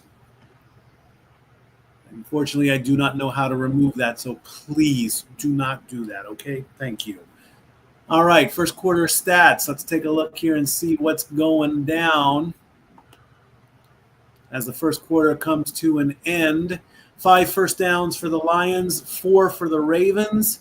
Jared Goff is 6 of 7 with 73 yards, and Jackson is 3 of 4 with 34 yards. Top rushing yard is King Henry with 36 yards and 4 carries. Jamar Gibbs only has 12. No sacks, 2 penalties for the Lions. And here we go. We're getting ready to start the second quarter.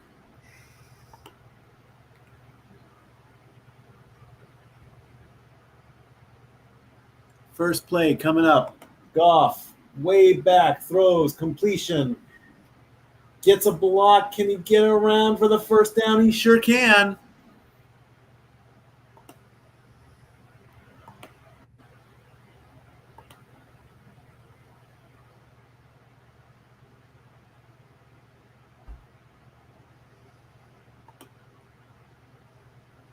As Montgomery gets a nice little opening for 13 yards to start the quarter. Gets the first down and then some. 1st and 10 from about the 30. Goff fakes the handoff to Montgomery and scrambles, and he's going himself. And he slides for 5 yards.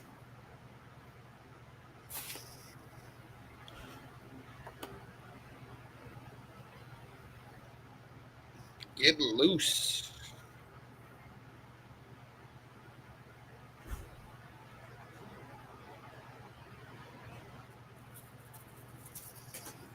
Second and 5 coming up.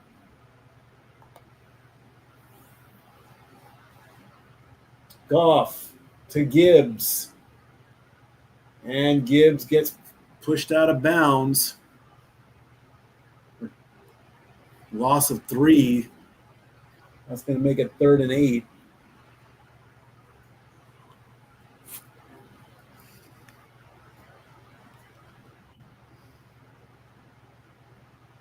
Two blockers there on the left side, but then 3 more coming in on the right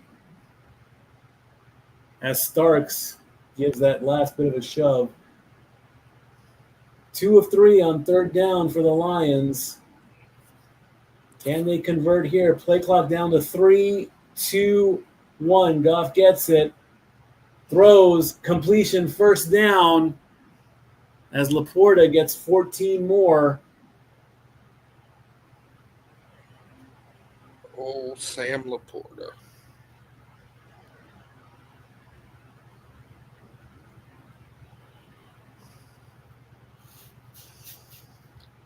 Nice little button hook play.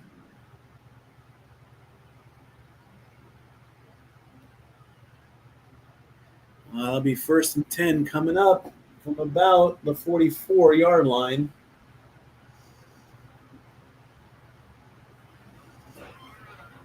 Hey, Tyler.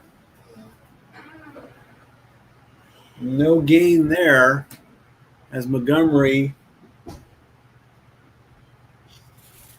just walks into the wall. You're leaning more Montgomery over Gibbs. A little bit, yeah. I'll check the stats later on that one.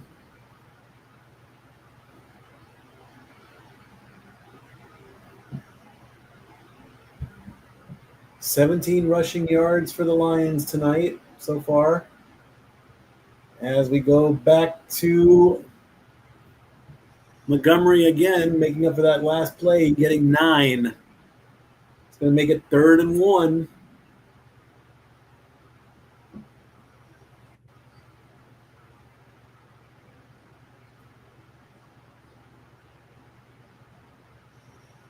Almost got the first down there on that one.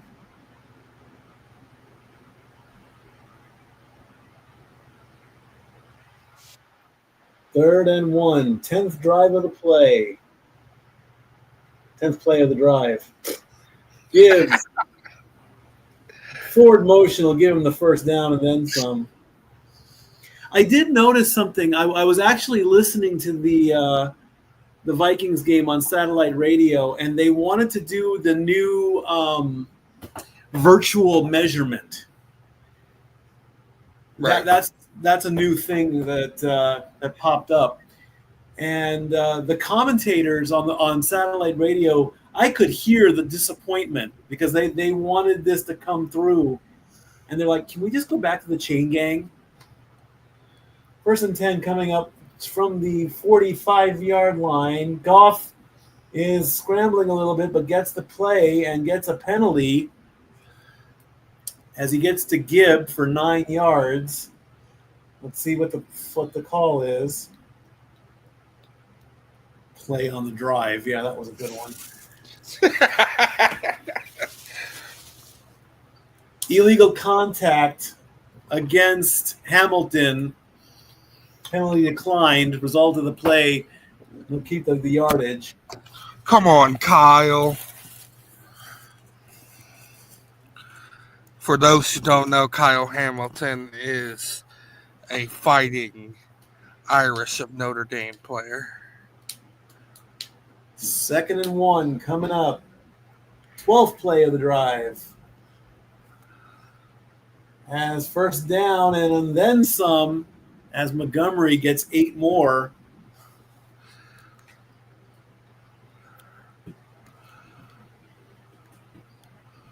Check something, y'all.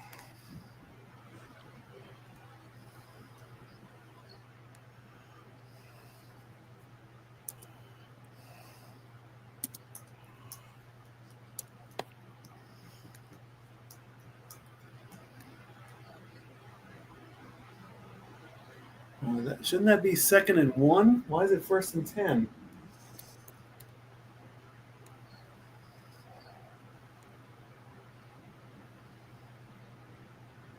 Odd. I don't know what they're doing with that, but okay. Montgomery gets close to his first down on that one. They'll probably give it to him. Gibbs and Montgomery, 54 combined rush touchdowns, most by any teammates. There you go. Since 2023. Nice.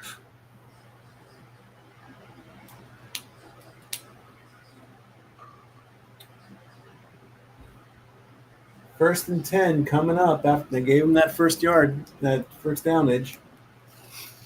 From about the 19-yard line. I feel like that should be an award when NFL does their honors. Best supporting player. Gibbs gets walled up at the line of scrimmage for a yard, but doesn't go anywhere. 2nd and 9 coming up. Well, I know ESPN's got the Himmy Awards, whatever that is.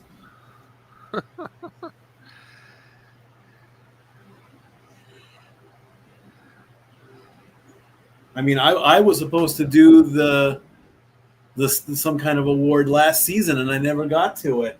15th play of the drive as Gibbs fights his way, but I don't know if they'll give him the first down on that one.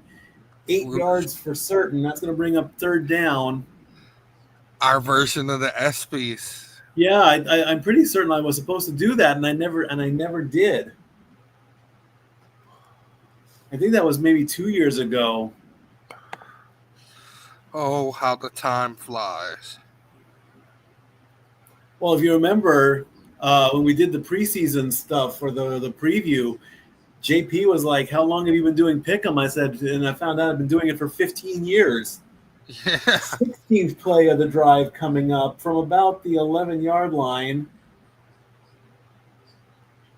And they power through and get the first down, setting up 1st and goal. As Goff takes it himself, playing Thanos. 17th play of the drive coming up. Very long drive.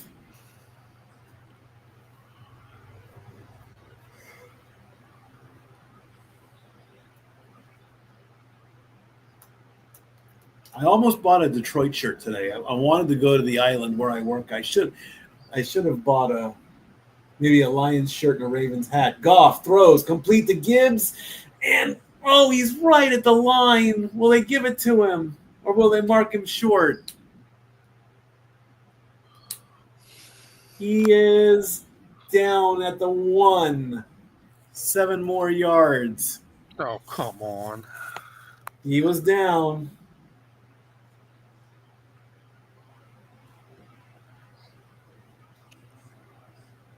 Yep, his right knee is down as the knee went down, and then he tried to cross the line. 18th play of the drive coming up.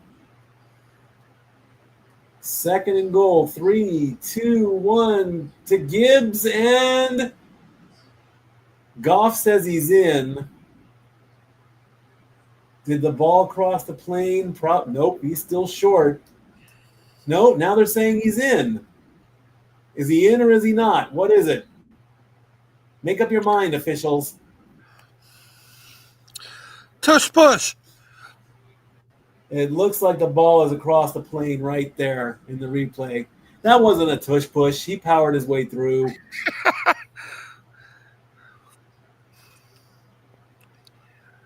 The ball, it looks like the ball crosses the plane from that one angle. And I think this touchdown is going to, oof. And they will give it to him. They will give the touchdown. So Montgomery up the middle for that 1-yarder. And the Lions score and make it a 13-7 game.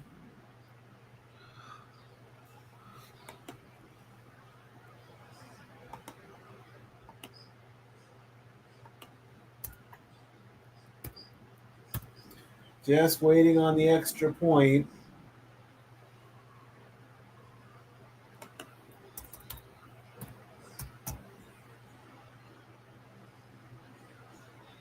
Kick is up, and it is good. 14-7. 14-7 on a David Montgomery touchdown.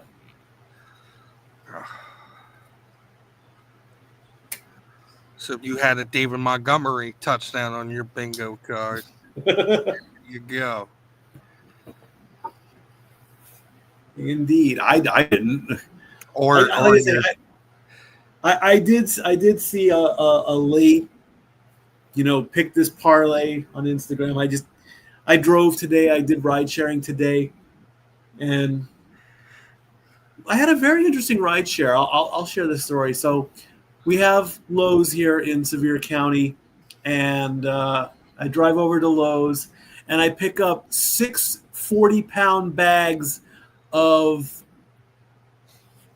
I want to say it was like road salt or water softener, or I know nothing about this stuff. And so I drive who knows how many miles to this guy's house, and I get, and the directions on the order was saying, leave the bags by the garage. If the garage is open, put the bags in the garage. I have a gray car. I'm like, okay, yeah, no problem. And the map app on Uber is semi-reliable. It's not like Google Maps or anything. So I find the house. I drive up the gravel road, which is next to a cemetery. And believe me, in Sevier County, there are cemeteries almost everywhere. And I get to the house and I see a white Chevy Silverado truck in the garage, but I don't see the gray car that I'm told. So I go to make a phone call. The gentleman comes out. He says, "Can I help you?" I say, "Yeah, I'm an Uber driver. I'm here to give you your order." And he's like, "What's the order?" I said, "It's 6 bags of water softener or road salt." He's like, "I didn't order that." I'm like, "Oh, great!" And meanwhile, I've got these bags in my trunk, in the trunk of my car, and he gets on the phone to somebody. I get on the phone to somebody, and Uber tries to tell me to bring the items back, and at the very last second, he's like, "Oh, my wife ordered this," so we loaded up, and I got paid, for the ride, and I'm just going to leave it at that because as we're getting ready for the kickoff, there goes the kick to about the 5, 10, 15, 20, 25, 30, 35, 40. He's about to cross, and he just misses midfield. Good return by the Ravens. Wow. 43 yards for Bates. And the Ravens are happy with that return with 5:48 left to go in the half.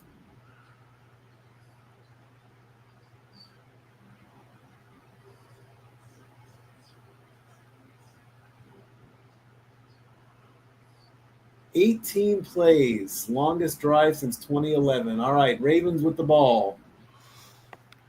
Lamar gets it, hands it off to King Henry. King Henry powers through.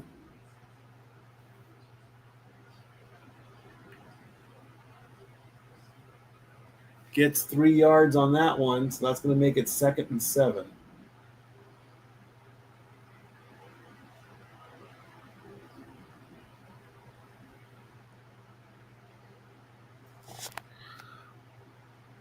Clock winding down in the half. 5:15 left to go. Waiting for the snap. Lamar gets it, takes it himself, and goes right back to the line of scrimmage. No gain. And the clock hits 5 minutes. 3rd and 6 coming up. Barnes with the tackle.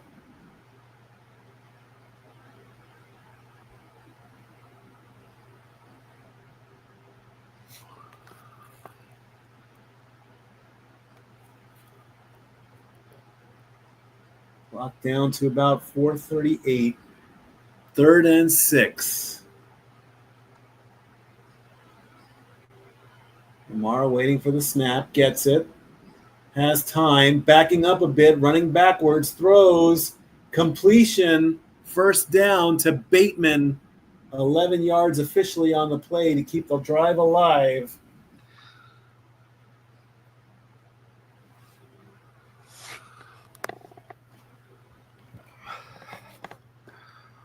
It's Jackson interesting now to 5. see Flowers not get involved yet. Yeah.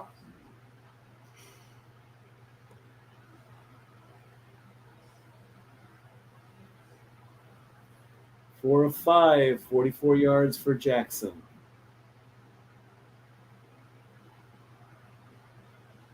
From about the 30-yard line, backing up a bit, throwing for the end zone, and he found, did he find somebody on that? He finds Walker for 34 yards to make it 1st and goal. Lamar is happy about that one. Walker, just no one's around him, rolls to his left and gets pushed out of bounds at the 3. 34 big yards. Henry gets pushed up, is he in? Will they give it to him? Probably not. 2 yards. They're going to mark him short. He's at the 1.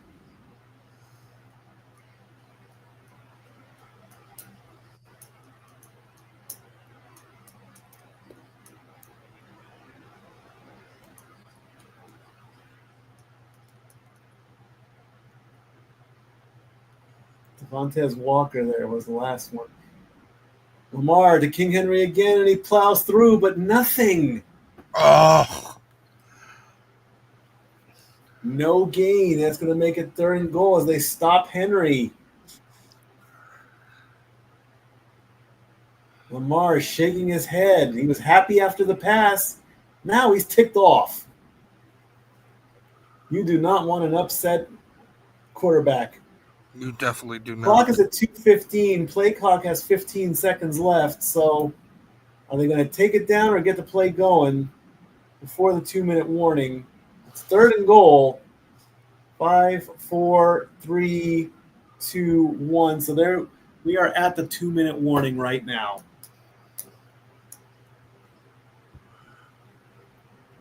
Coming up at halftime, we'll take a look at the halftime stats.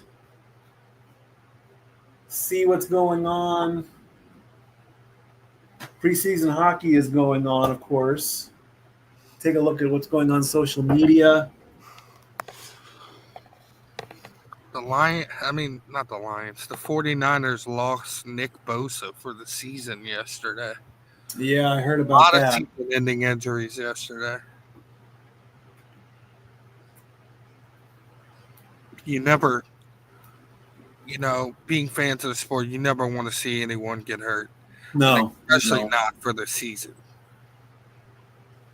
Not when it's this early, too. I mean.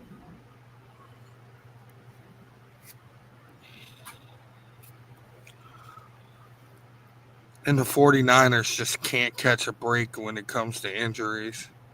Brock Purdy, yeah. Now their best offensive player and their best defensive player.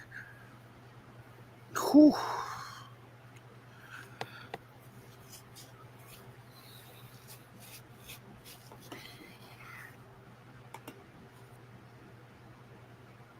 Can't get rid of that.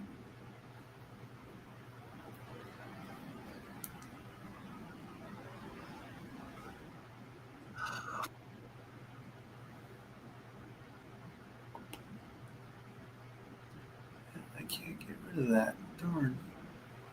I thought I could. Oh well.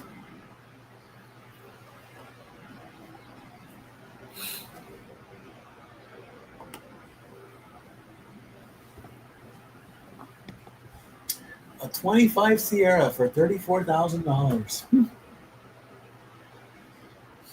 Here's something interesting.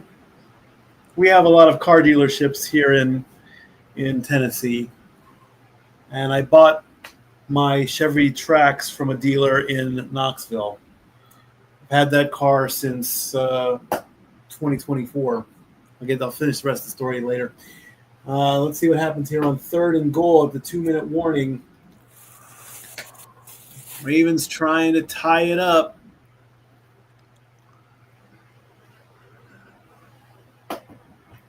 Third and goal.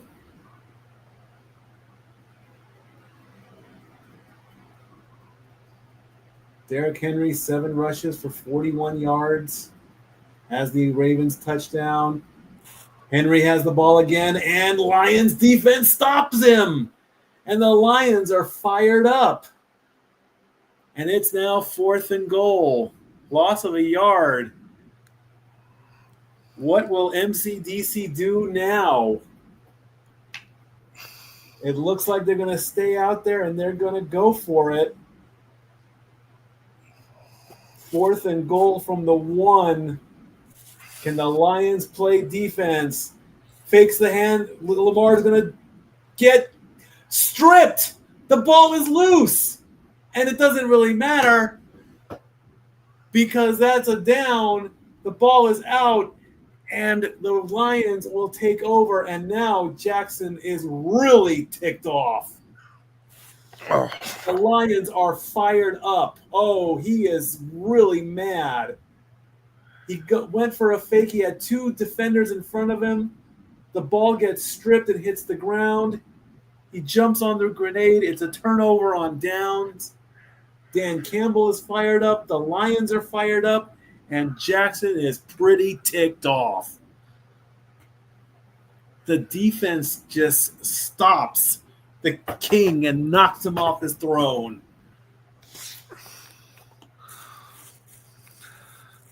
They should have tush pushed.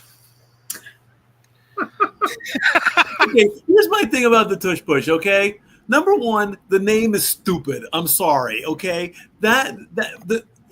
If they could give that any other name than that, I mean, it's a country dance, okay?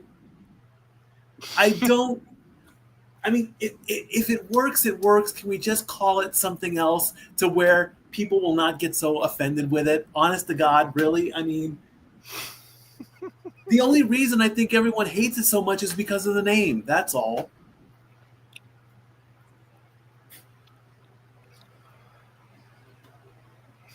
I mean, let's call it the backside blitz next. How about that? Will that make people happy? No. Can you imagine a game where that's the only play you run? Shut up, Zach. You're horrible. See, now I'm going to look up the tush push.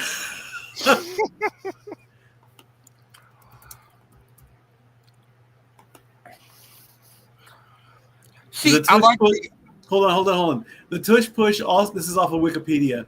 The tush push, also known as the brotherly shove. That's the point I was about to make. Yeah, popularized by the Philadelphia Eagles. It's a variation of the traditional quarterback sneak in which the quarterback takes the snap and immediately drives forward while the offensive line is surging.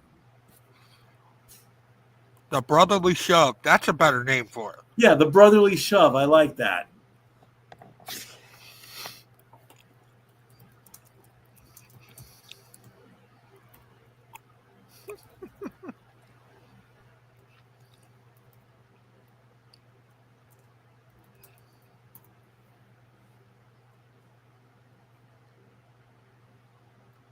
And they need to pay Ghostface Killer. All right, Lions with the ball after the turnover on downs from their own 20. Goff with it. Running backwards, throws incomplete. Incomplete on that play. And we've got a flag.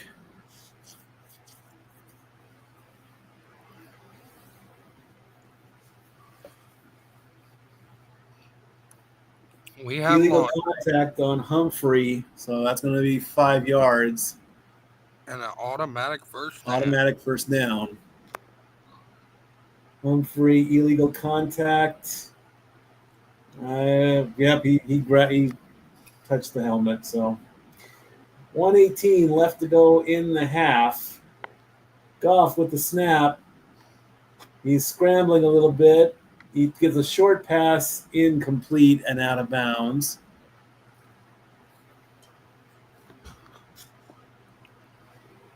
That's going to bring up 2nd and 10.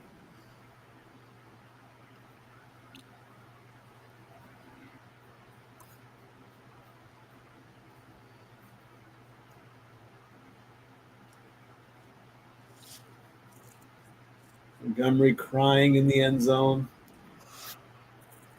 1:12 to go in the half. Goff waiting for the snap from the 25. Oh, almost a quick pass, but nobody there. That's incomplete.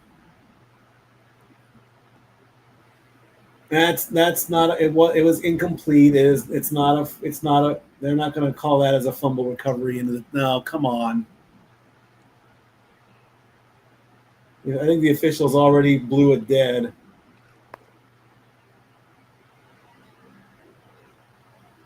Let's look at that.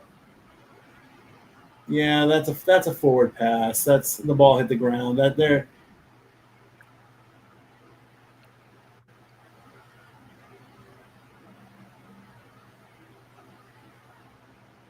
got hit, but they were trying to say that's a fumble, but no, it wasn't even close to that. So bring up 3rd and 10 with 1:10 to go.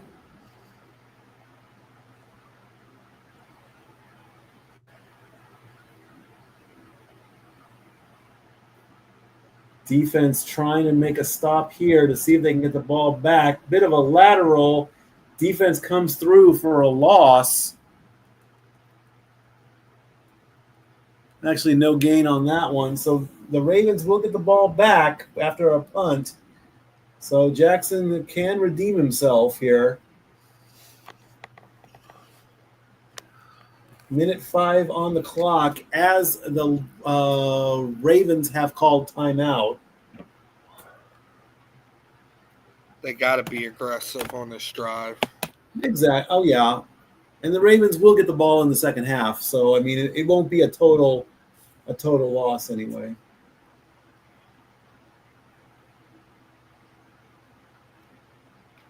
As Fox is going to punt off. There's the punt. Flag on the play already called, so the return's going to be not much there. We'll see what the penalty is.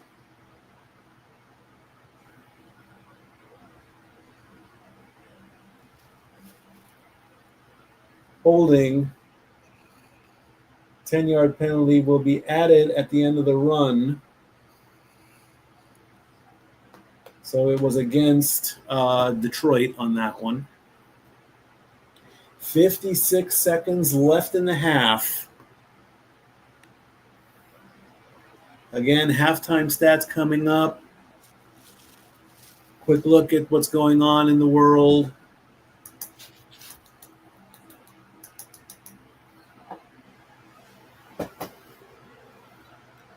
Stewart got called for holding, so that'll put 10 yards on that.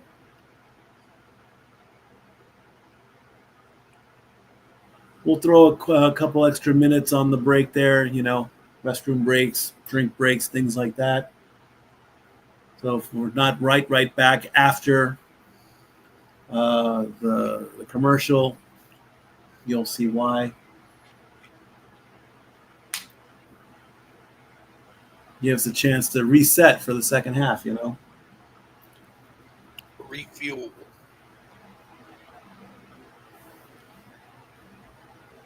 What are you drinking today, Mikey? I've got a tall can ready. I had it since last week, so I might go and grab that. I don't know, maybe. I've got a tall can of Bud Light, but I haven't really eaten much for dinner tonight, so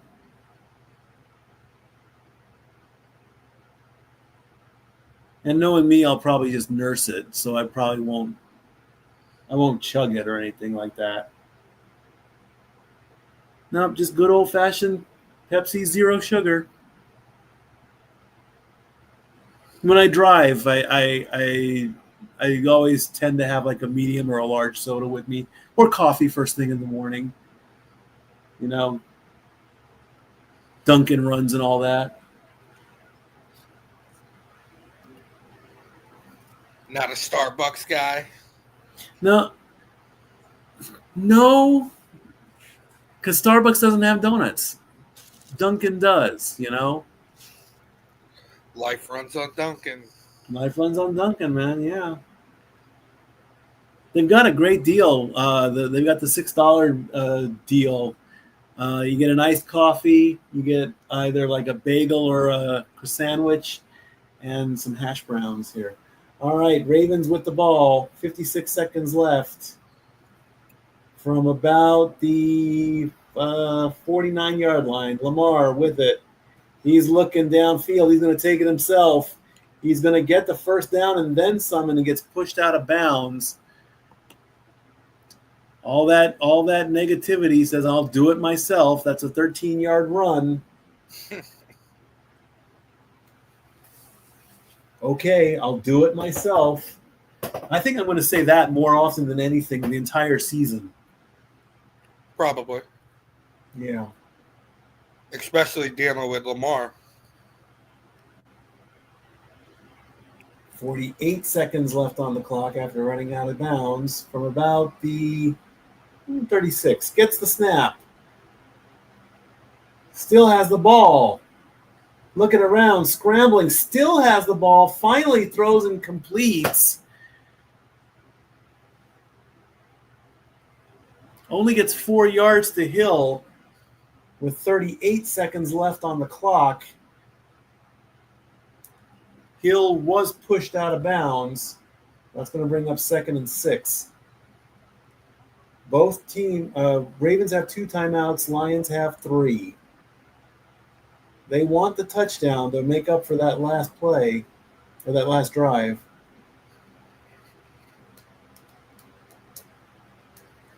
From about the 33-yard line, Lamar again with it, looking, throws, and he makes the catch. And the completion to Hopkins for 13. Let's take a look there. Yep, the feet are in. That's a completion. And he gets shoved out of bounds, so the clock will stop. First catch for Hopkins tonight. Keep forgetting they have DeAndre Hopkins.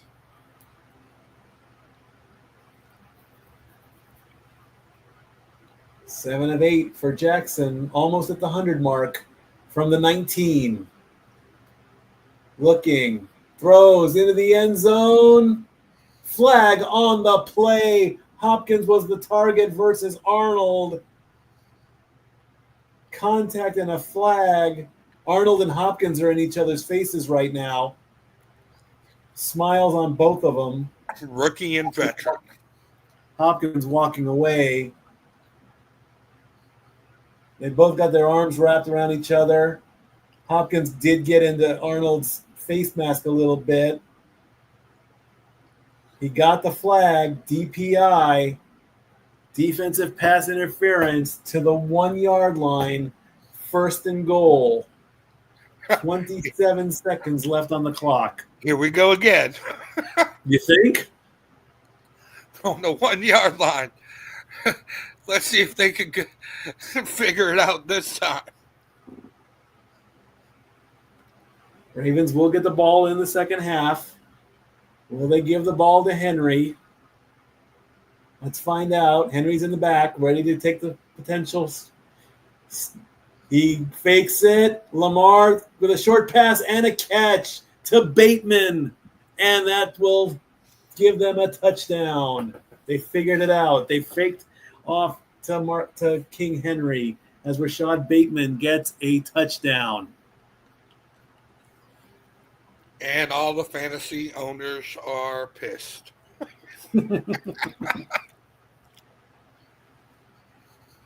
4 plays, 49 yards.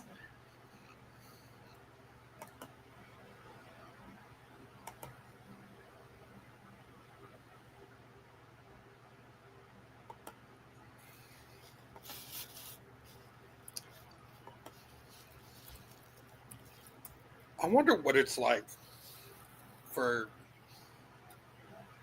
Tyler Loop taking over that job for Justin Tucker. Granted, Justin Tucker's not politically correct right now, but Like, I wonder what the intensity of filling those shoes, given how good Justin Tucker was. Again, I we're taking wonder what's going through his head, you know? What's going through my head is why I'm seeing Jason Kelsey with a helmet with a band strap over his nose. Yeah. Who knows, really? I mean, so the Lions will Join the get band, kids. one more attempt here. They got 24 seconds left.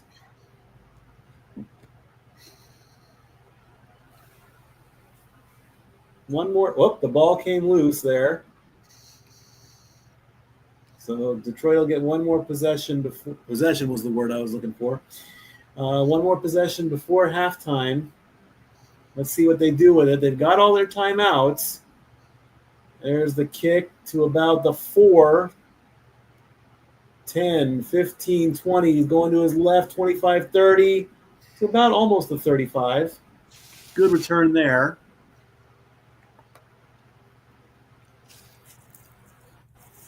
Do you take a shot or you take a knee?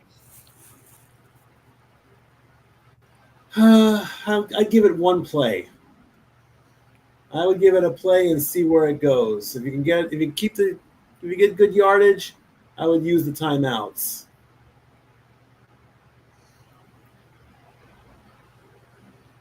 Goff and Jackson back are almost identical. We'll look at the stats at halftime.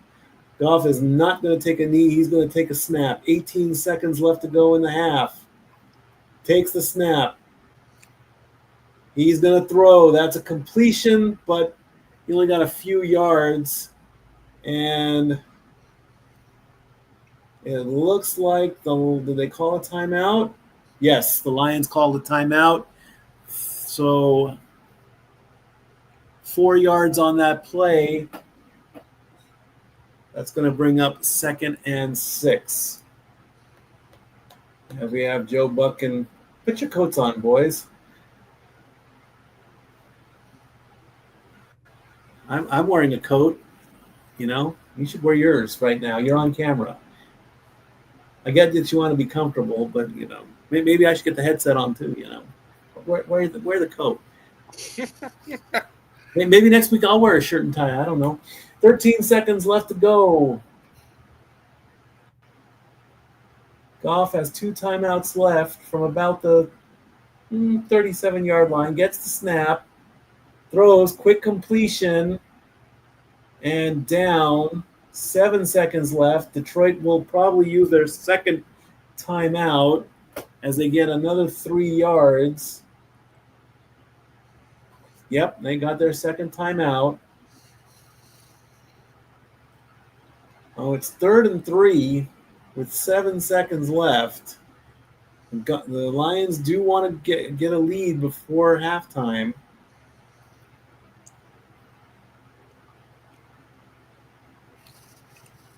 Seven seconds with a timeout. With the ball on the 40-yard line? Sure. Why not?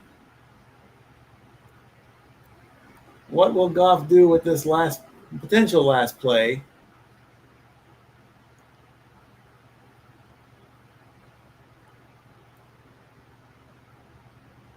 And now Baltimore will call timeout for whatever reason. I have no idea. I don't see the point in it. I mean, the Ravens will get the ball in the second half, but college football coming up. Florida State at Virginia on Friday. Notre Dame and Arkansas on Saturday. Ole Miss. And then Alabama, Georgia, Saturday night.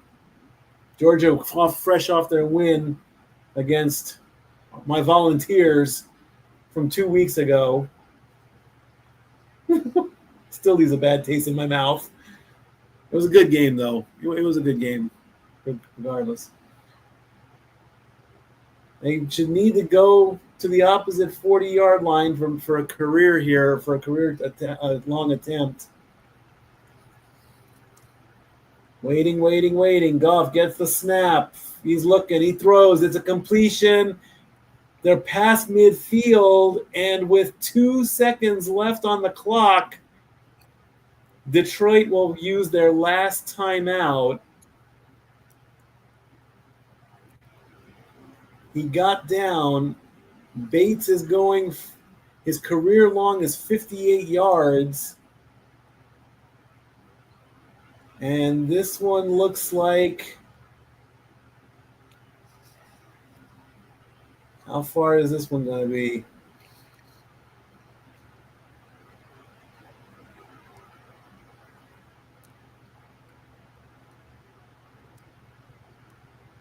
Come on. Oh, now, all right. Now Baltimore is using their last timeout.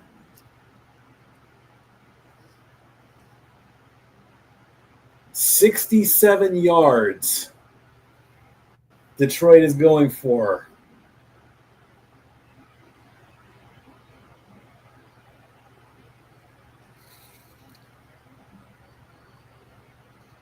He hit one at 60 in the pregame.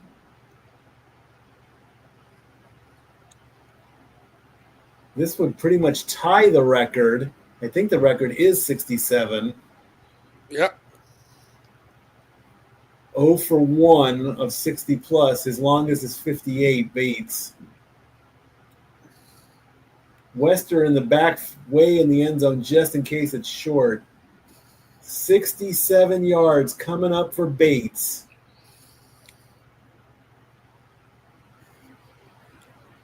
Here's the snap, the kick. It's going, and it's going to go wide right. And that is going to end the half. Well, he tried. He tried. He got a good leg to it, and it's going to go, no, yeah, a little wide left. And he had the distance. He just went wide left. All right, so that's going to bring up halftime. So we're going to take a break. This is a great time for everyone to go use the restroom, refill your drinks. We'll come back as quickly as we can, because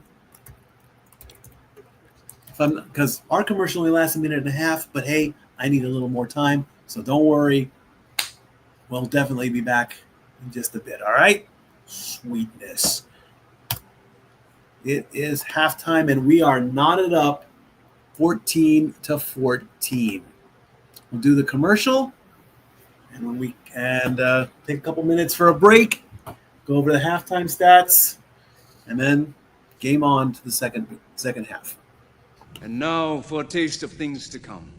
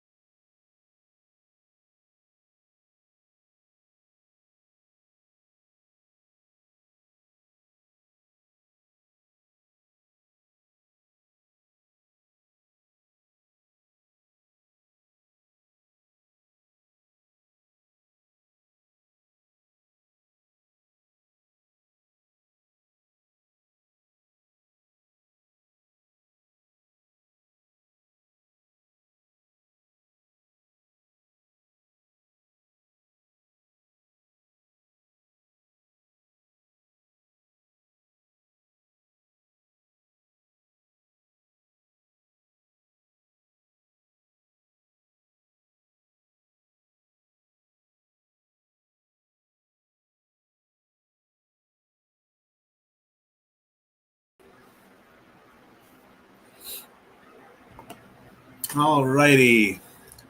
Halftime at the game here. Let's take a look at the stats. 14 first downs for the Lions, 10 for the Ravens. Jared Goff, 14 of 17 for 135 yards.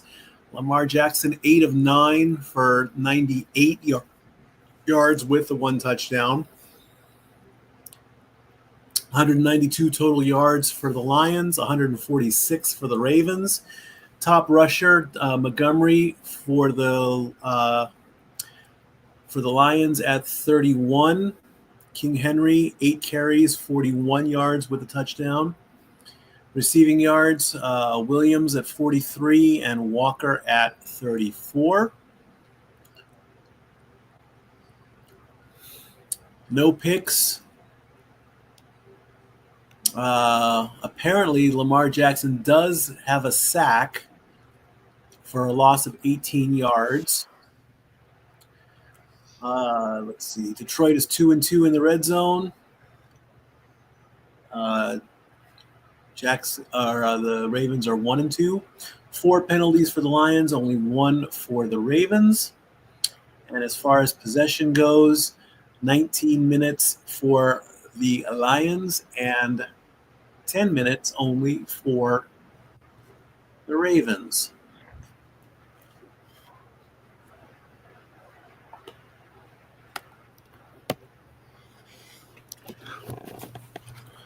Baltimore will get the ball in the second half. And ESPN predicts that even with the game tied, Baltimore will still win with a probability of 56 to 44%. Interesting. Indeed. I mean, as the second half will start in exactly 3, 2, 1, 5 minutes. Where is my phone? Let's see what's being said here on the Twitter. I'm a little curious myself. Popping up and seeing what I can find. Oh, going back from the beginning I want to read the Walt Disney Company's official statement. According to, I wanted to post this. This is official. This is on social media. The Walt Disney Company issued the following statement today regarding Jimmy Kimmel Live. Last Wednesday, we made the decision to suspend production on the show to avoid further inflaming a tense situation at an emotional moment for our country. It is a decision we made because we felt some of the comments were ill-timed and thus insensitive. We have spent the last days having thoughtful conversations with Jimmy, and after those conversations, we reached the decision to return the show on Tuesday, being tomorrow night. I did want to read that statement out there, and finally, we'll put that to bed. Again, I'm very happy that. Yep, Jason Kelsey is trending because of his saxophone game there. Unbelievable, man. I mean,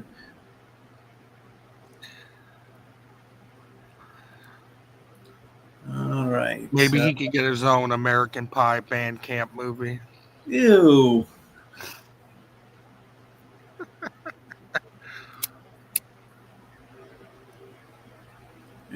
There. I thought I had Ball versus Detroit. There we go. Ball versus Detroit.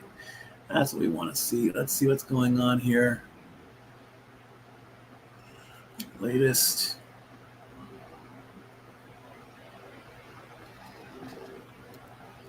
Let's see. How about them Ravens? Has anyone seen Zay Flowers? Exactly. Why did the refs not even blow this dead? Talking about the play that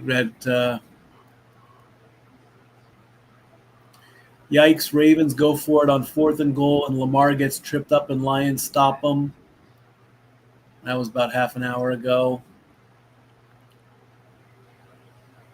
They should have ran the push.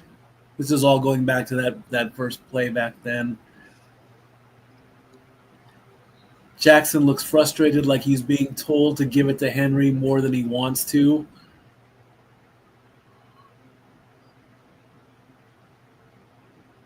These are all on social media.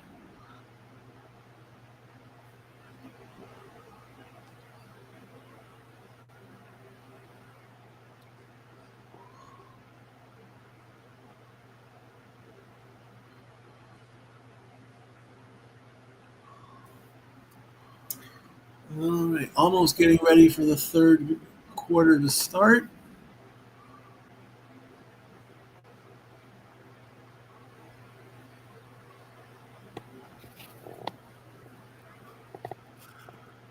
Falcons fire wide receiver Coach Hilliard after offensive struggles. After the Panthers score 30 points, they get rid of their offensive coordinator.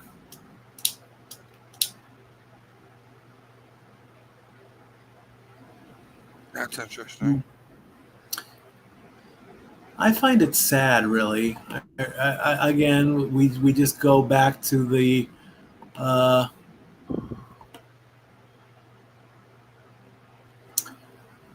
oh, come on, Joe. Really?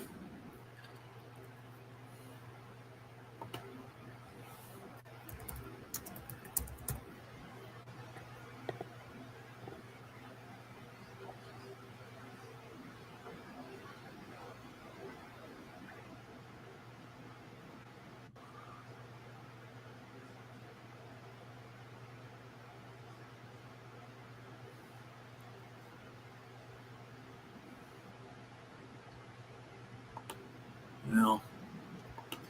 Joe is one of the cool ones in the group, so saying that the refs are going to help the Ravens. I don't know about all that. It's always the refs that make a bad call or something. I don't know. All right, third quarter getting ready for a kickoff. Ravens get the ball in a tie game. M&T Bank Stadium, Baltimore, Maryland. Yep, no targets for Zay Flowers.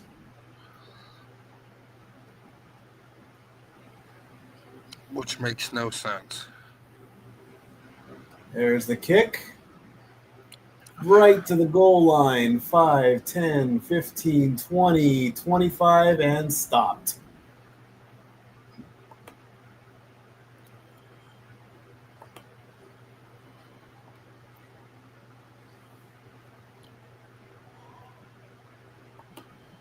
Lisa Salters talking with John Harbaugh. Only 10 minutes in the first half, the lowest since 2017.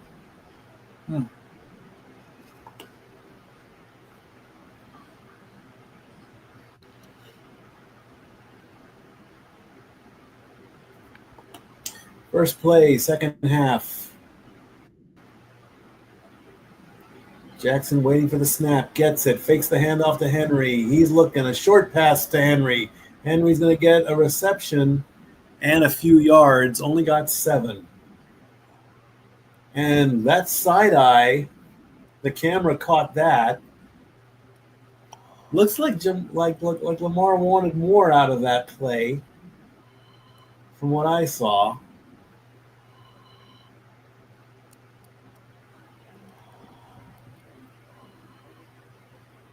It's meme worthy. 2nd and 3 coming up.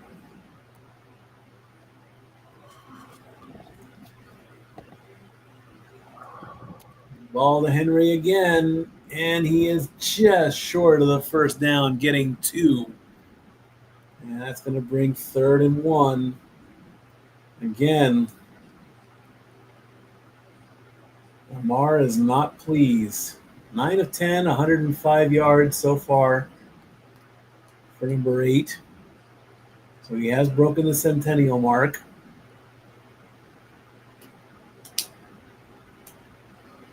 3rd and 1. And the Lions moved. That's flag.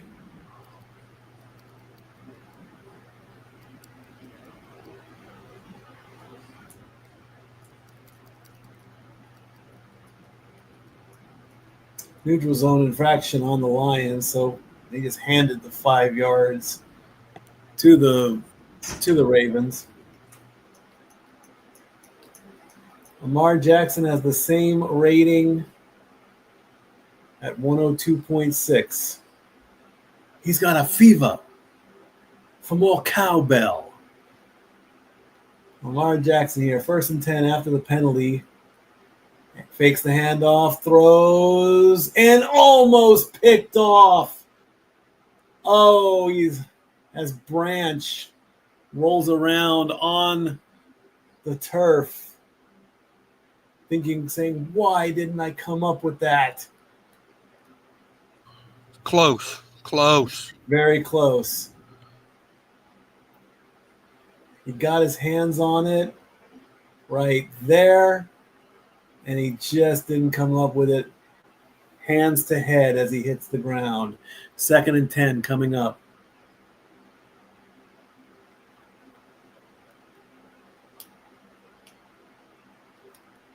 High snap, quick pass, completion, and down as Andrews gets 4 yards.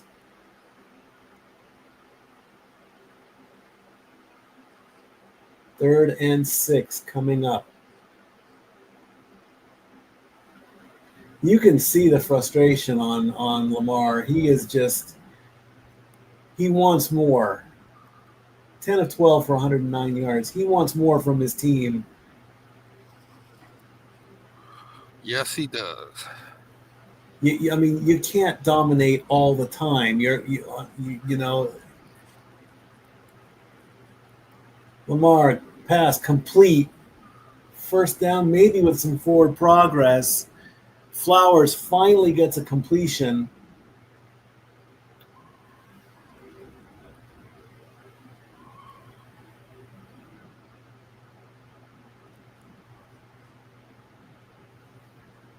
I remember a long while back there was a sanctioned boxing match, part of the Howard Stern show.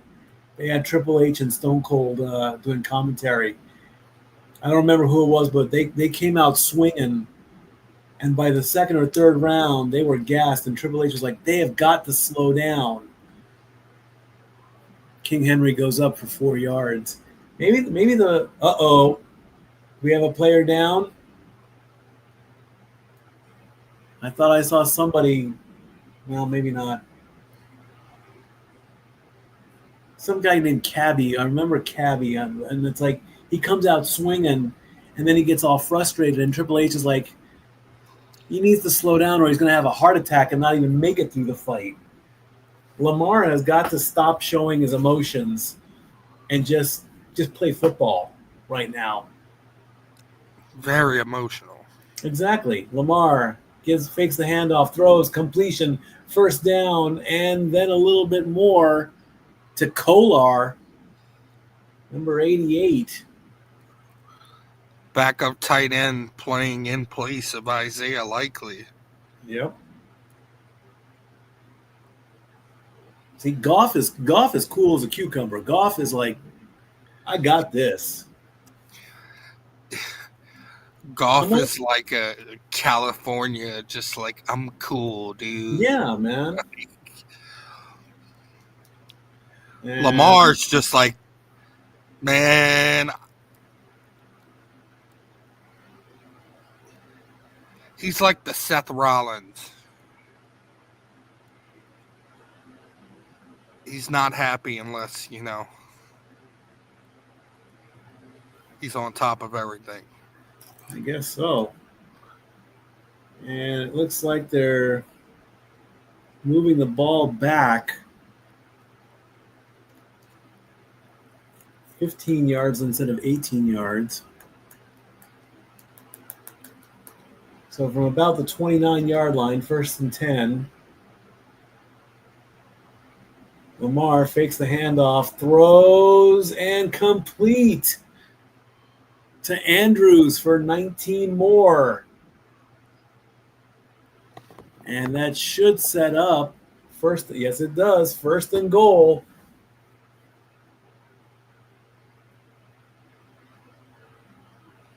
Andrews just cuts through, gets past Branch, leaps, and comes down with the ball.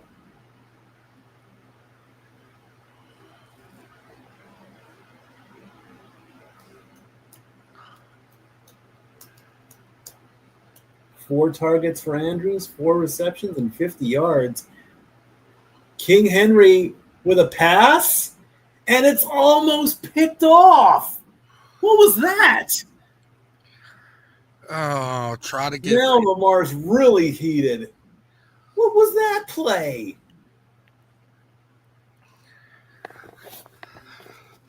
Tried to take it back to the playground. Try to get fancy. And Lamar rolled to his left, and it looked like there was nobody there. So I can understand the frustration as to why. I mean, nobody was covering him. Second and goal coming up.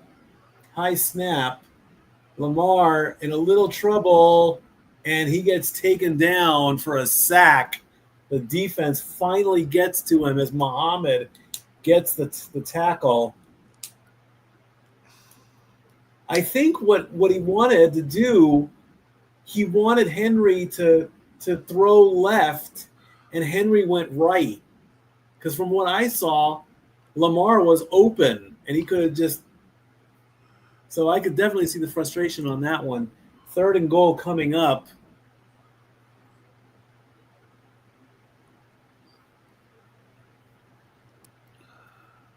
The schoolyard play. High snap. Lamar throws to the end zone. And we have a touchdown thanks to Andrews.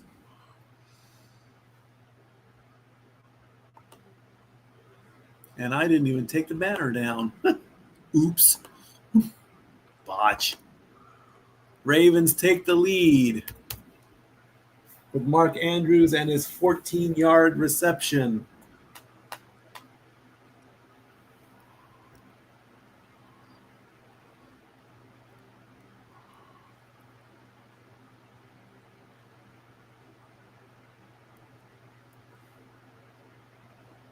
Oh, yeah, he's in there big time.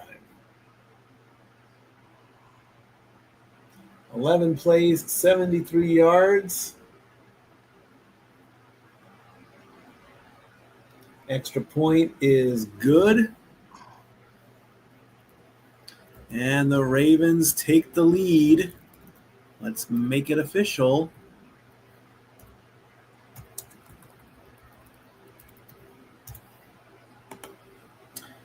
(21-14) with 8:51 to go.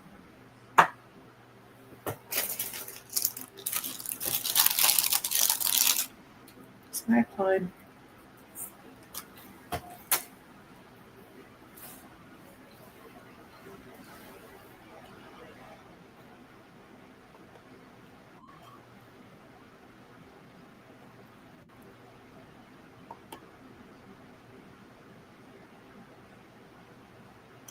Yep.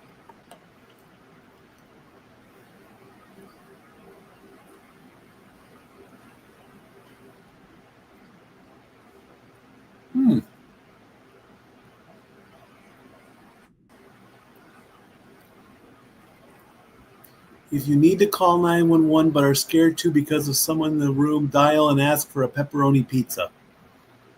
It works. I saw that on an episode of 911, actually, I think.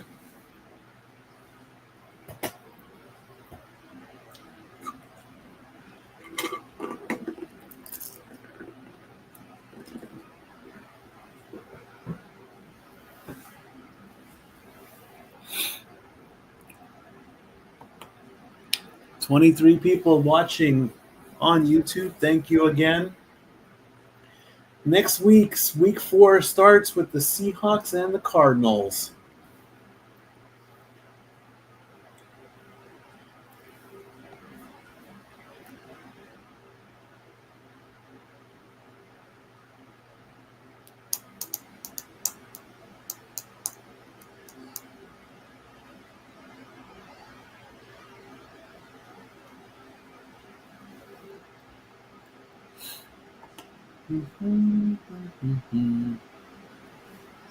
And with that go-ahead touchdown, ESPN Analytics says that the Ravens will now have a 75% chance of winning this game. Let's see if they're right. I mean, everybody on their pregame show said otherwise. They said that they would all win. We'll see. Let's see what Goff can do with this play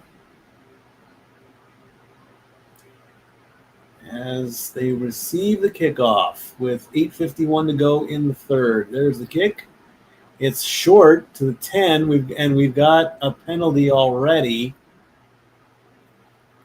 It must be that new kickoff rule, I think.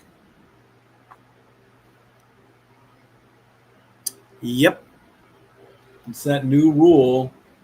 The ball has to be in the landing zone, and if the ball lands short, it's a penalty. So that's going to put the Lions at the 40-yard line.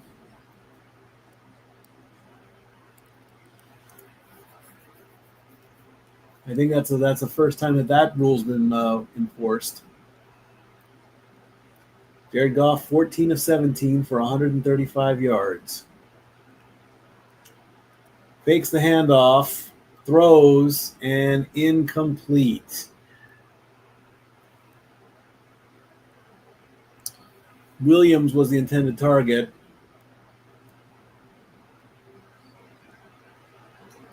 Mark Andrews has had 5 targets tonight and 5 receptions. Second and 10 for Goff from the 40.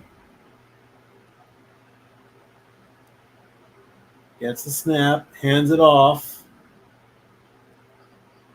Ooh, that was a good hit there. Gibbs did get 7. Good handoff, good little scramble, got through. Good tackle, too. Shoulder to shoulder, so it was a clean hit. 3rd and 3. Chidobe Auzui with that tackle. 3rd and 3 coming up. Trying to keep the drive alive. Goff with the snap. Throws complete and first down to Laporta for another 7.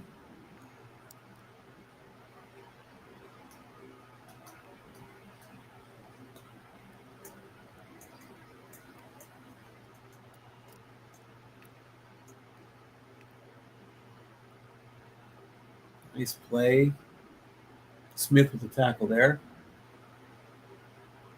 46-yard line. 142 yards now for Goff. Hands it off to Gibbs. Gibbs up the middle and powers his way through for another first down. If they give it to him. Officially, it's 9. So they might go ahead. It was close. Yeah, they're marking him down, so it's 2nd and 1, maybe 2nd and inches.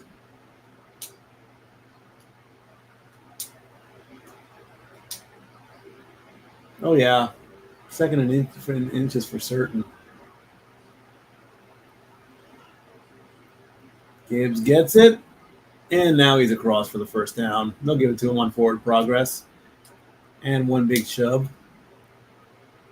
6 Ravens on 1 Lion. In reality, you'd need 100 Ravens to take down a Lion. Lion wouldn't know what to do. He'd start swiping like crazy.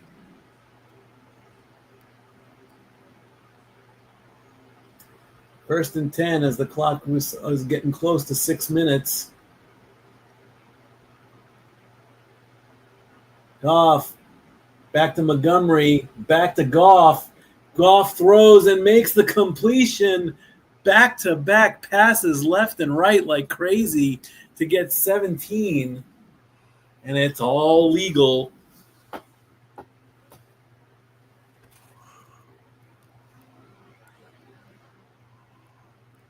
little trick play as Goff gets 17 on that one.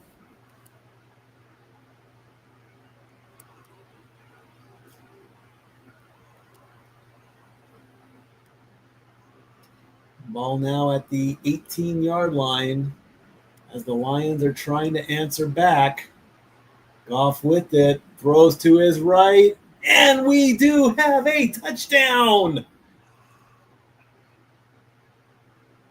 Beautiful. As Amon-Ra St. Brown gets 18 yards. And the Lions are within 1 point of tying this game up as the Lions answer back.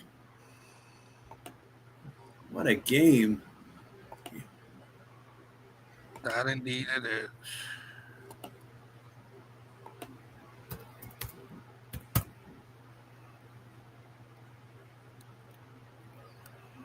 Goff finds Amon-Ra St. Brown on the right side.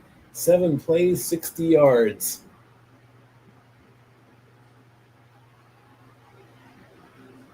Here's the kick. And it is good. And we are tied 21-21.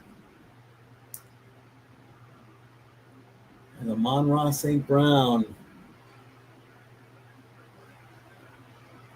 Dan Campbell is pleased. Lamar Jackson is not.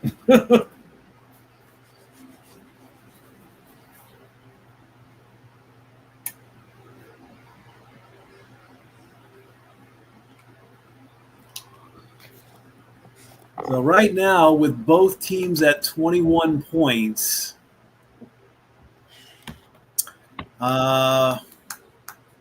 that would put them midway through column 2, tied with the Steelers.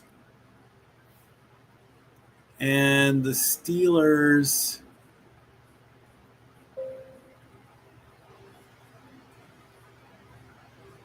gave up 14, so the win would put them below that regardless.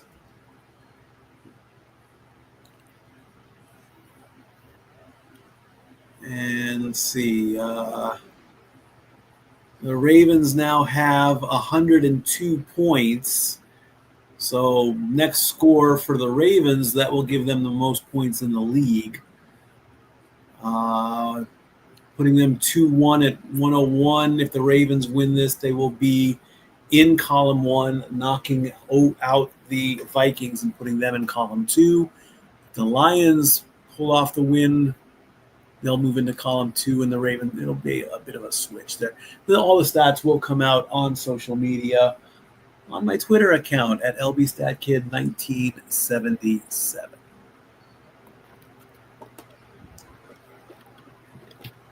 21 of you still watching.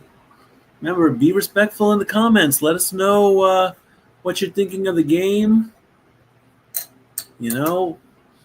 Drop your opinions on what you think of the Lions and the Ravens, how well they're playing and all that. Drop a like, hit the subscribe button. Yes. Mr. Reliable, past 200 subscribers. Thank you so much. Amon-Ra St. Brown in his home country with the children. That's good when they do stuff like that. Such a sweet gesture.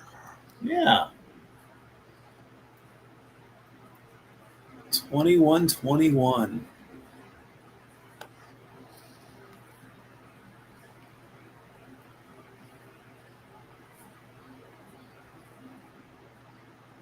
All right, Ravens looking to get the ball back, and they will.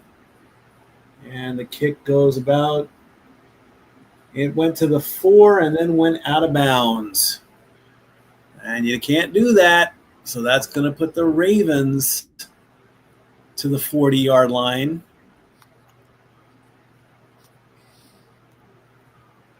Not a Kick good out of job. bounds.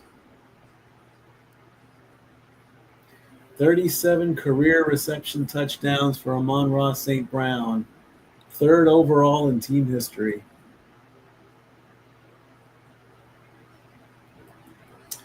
All right, after the penalty, let's see what the Ravens do with 5:13 left.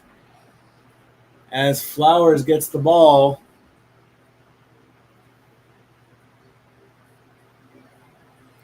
For 7 yards.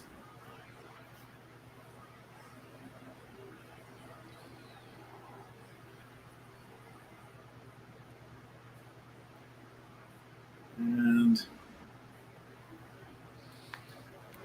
The last thing you want to do is put Lamar in good field position on a drive. 2nd and 3 coming up.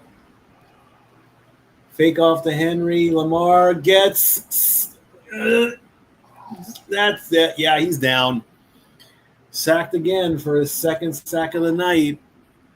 Maybe his 3rd. Loss of 7. And again, another frustrated look. Muhammad got the sack on him. Fakes off to Henry, rolls to his right, gets into a little trouble, gets out of it, and then the rest of the line just swallows him up. He tried to get the ball loose, but didn't happen. That's going to take it to 3rd and 10. Yep, 3 sacks so far. High snap, going for a 4th. And incomplete, and that's going to be a 3 and out for the Ravens. And with 3:47 left to go in the 3rd, depending on where the ball goes after the punt, the Lions have a chance to take the lead.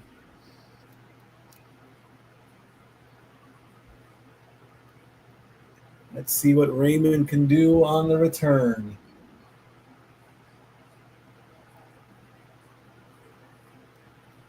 Stout gets it, kicks. Raymond from about the he misjudged it, and the ball gets put down to the 4-yard line. Down by Walker. So Goff's going to have some work to do in this drive with 3:36 left to go in the 3rd in a 21-21 game. I'm going to take a quick commercial break, and we'll be right back.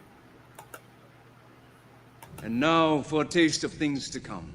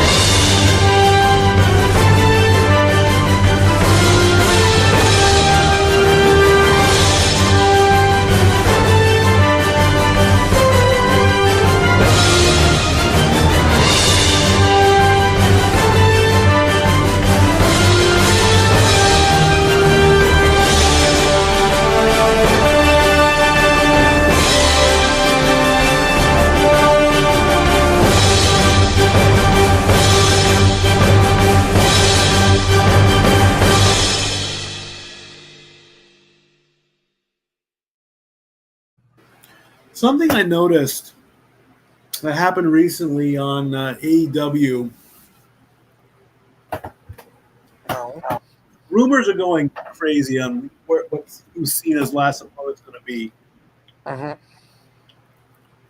Did you see Edge did the 5-knuckle shuffle and an AA? Yes, he did.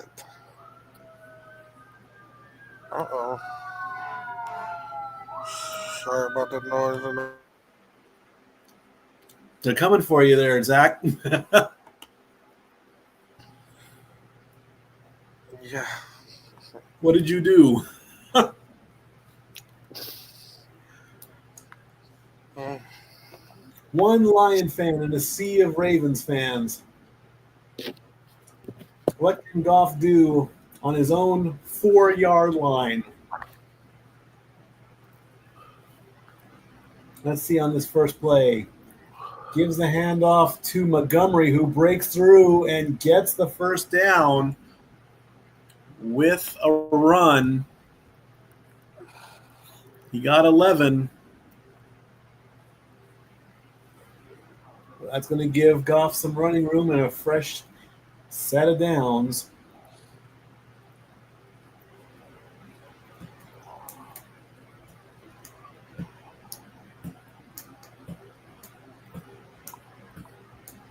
Eight rushes for Montgomery at 42 yards. First play, next set of down. 3 minutes to go in the quarter. Goff throws and incomplete. Amon-Ra St. Brown was the target. 2nd and 10 coming up.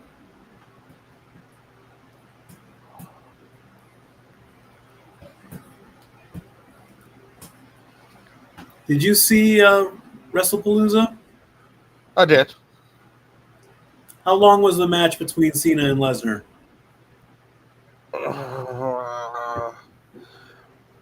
About 12 minutes. And Montgomery gets a good run, and he's off to the races, ladies and gentlemen. He could go all the... Taken down at the 15-yard line. 72 yards for Montgomery. Wow. Did Cena get any offense in at all? Barely. Barely. Okay. He hit he ate 8 F5s. Goff to Montgomery with the handoff. He just waltzed through the door and he just took off. You've got crowd. Montgomery, 72-yard rush. Goff to Gibbs. Gibbs powers his way through for another 5 yards. FanDuel ESPN bet, if you had a rushing yards for Montgomery, you just got paid big time, as Montgomery is now over the centennial mark at 114. Wow. Yeah, their booking of the matches in spots was not great. Got it. Goff fakes the handoff. Looking, throws, quick throw. And Laporta only gets 2. So it's going to bring up 3rd and 6. Or 3rd and By 3. the time the main event came on, everybody was drained. From what I heard on social media, it was a bad pay-per-view. From what I heard, It was, even though that mixed tag match was phenomenal. Lots of stomps I heard. Punk stomped Seth. AJ stomped Punk, or AJ stomped Seth. Yeah. Becky stomped Punk. Yep. And with 36 seconds left, it looks like Detroit is going to call timeout. Very odd play. 3rd and 4 coming up.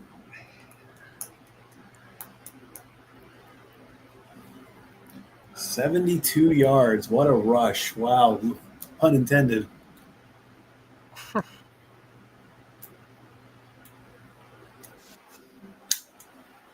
Look in the crowd and be like, there you go, fantasy gods. Out.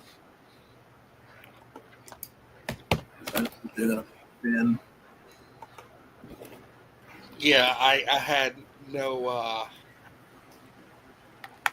You couldn't even put it in my galaxy that freaking uh, David Montgomery would get 100 yards today.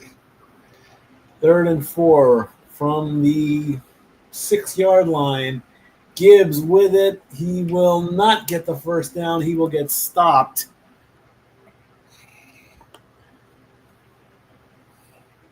And that might end the quarter. You got 2. They got 20 seconds left.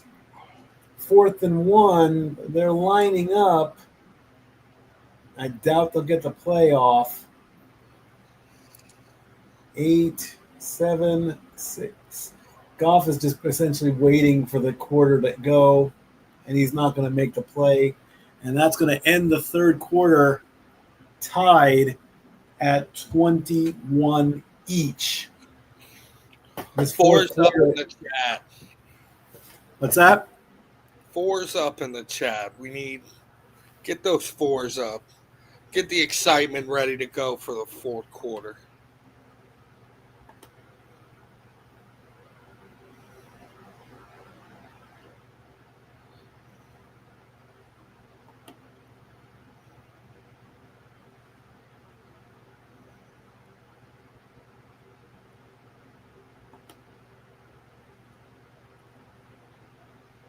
All right, let's take a look at the stats here. Let's see what's going on. Jared Goff, 18 of 23 at 179 yards. Lamar Jackson, 15 of 18 for 170 yards. Montgomery at 114. Derrick Henry, 10 carries, 1 touchdown, only 47 yards. So Montgomery's going to be top rusher of the game so far. Ooh. Well, Jordan Mason was 116. So Dory might be changing that one if we'll see when the official stuff comes out. I'm still waiting on our graphic to be made before I post all this stuff. Let's see what else we got here. 2 sacks from Muhammad. Total yardage, 344 yards for the Lions, 213 for the Ravens. No interceptions. 6 penalties for the Lions, only 2 for the Ravens. Converting on 3rd down, Lions are 7 of 11. Ravens are 4 of 7. 3 out of 3 at the red zone for the Lions. Possession is 27 minutes.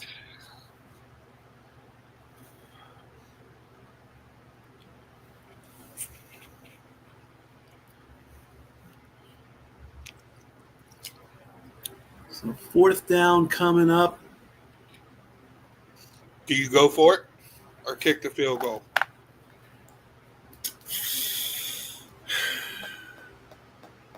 I would kick the field goal right now because it's the start of the 4th quarter. You'll still have a chance, but it looks like Campbell is keeping his offense on the field, and it looks like they're going to go for it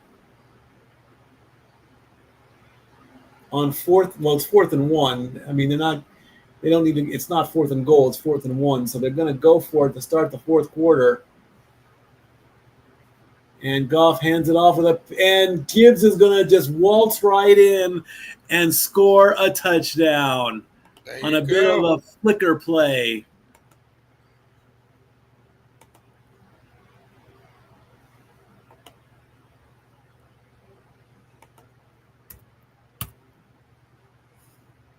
As the Lions take the lead, Goff with the pass or with the handoff over the flicker to Gibbs, who just runs right in, and it works.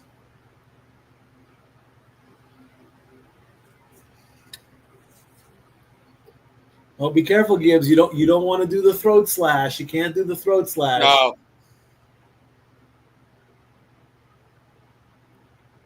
Going for the extra point, and it is good.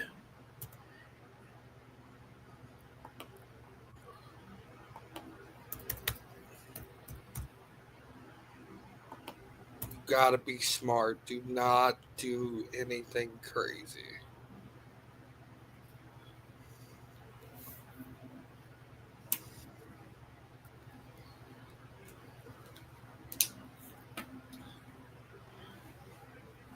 So Lions have the lead by a touchdown. They went for it on 4th and 1, and it worked.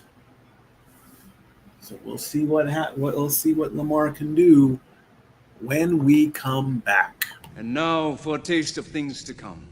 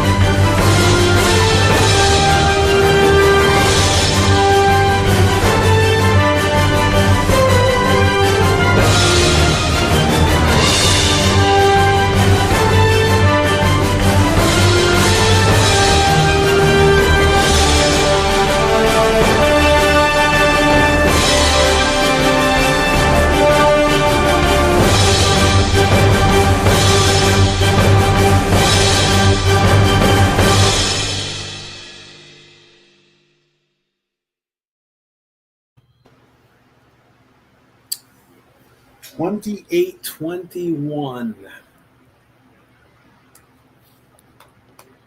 As we take another look at that play. Lamar cannot be happy right now. No. Why he hasn't gone nuclear yet, I have no idea. There's the handoff as he gives it to St. Brown. St. Brown just flicks it right over to Jamar, and he just walks right in. All right, getting ready for the kickoff. There's the kickoff. In the landing zone about to the 15, 20, 25, and he goes, ooh. That was a high hit there. Looked kind of high anyway, but.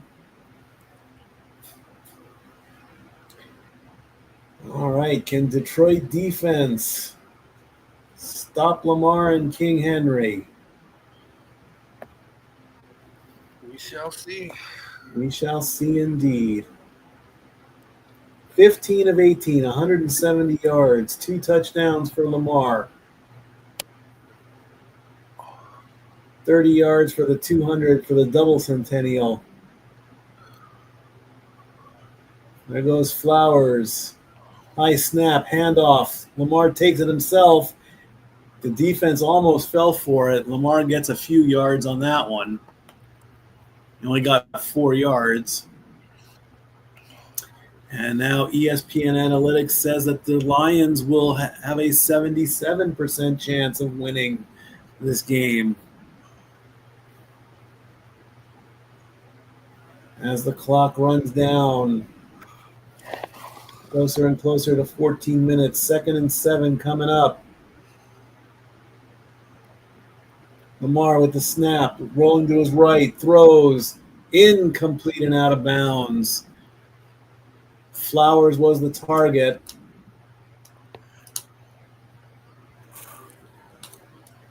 Three targets for Flowers, only 2 receptions and 13 yards.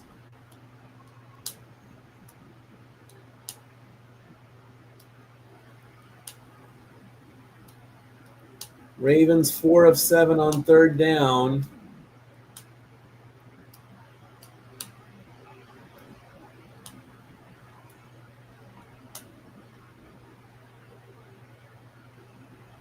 Lamar, another high snap, throws, completion. It's to Bateman for 19. First down, Baltimore, and the clock hits 14 minutes.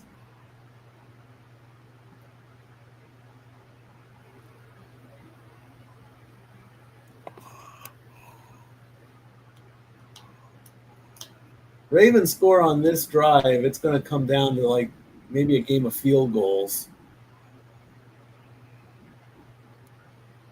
I mean, it's just been touchdown for touchdown. Bateman with 3 receptions, 32 yards so far. Just before midfield, Henry's got it, and he goes only about 2 or 3 yards. Well, we got a flag on the play. Out on the edge. Personal foul.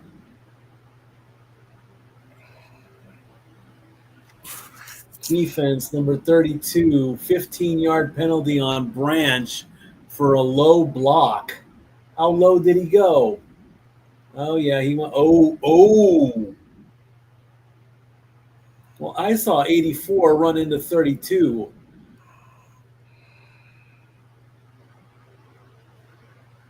Yeah, I don't see a penalty there at all. I don't know what that call was. Either way, 15 yards for the Ravens on that. I did not see a penalty on that play. I don't know what they were calling on that one. And flags are flying now. The Lions are pointing at the Ravens.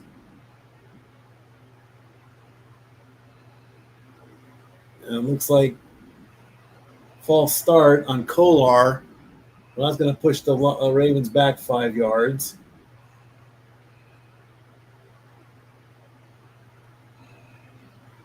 Let's take a look at this again. No, that's not it. That's not the penalty.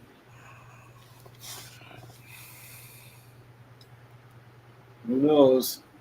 I don't. All right, 1st and 15. Gets the snap. Looking, throws, and nobody home. Nobody there. Hopkins was the intended. And Lamar again is frustrated. Lamar frustrated more than 5 times in a game. Knock that off your bingo card. He just threw it. Nobody was there. I mean, I don't know who he was throwing to. 2nd and 15 now.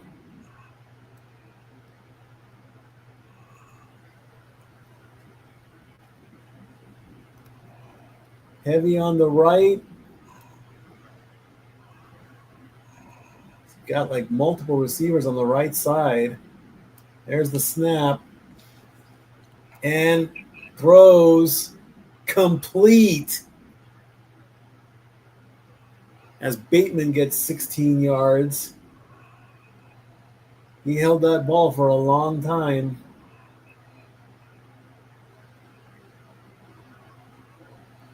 Look at that. 1, 2, 3, 4, 5 with only 2 on the left. Deep in the pocket there to about the 20 or the 19-yard line. Bateman with the catch. 5 targets for Bateman, 48 yards. Lamar will take it himself and only gets a yard. So that's going to bring the clock down to 12 minutes, 2nd and 9.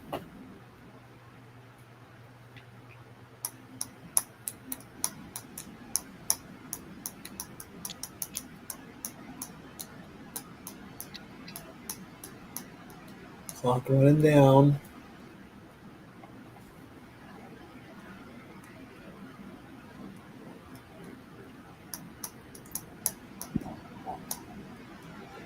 Lamar with it. Watch the blitz.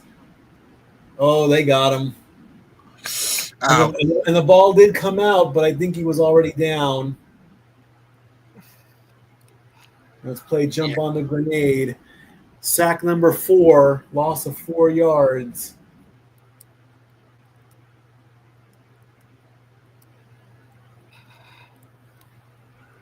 Let's see. He's got the ball. Gets swallowed up. He's dead. Oh, that was looking very close. Did the ball come out before or after he hit? I couldn't tell, but they called it a sack, so that's going to make it 3rd and 13.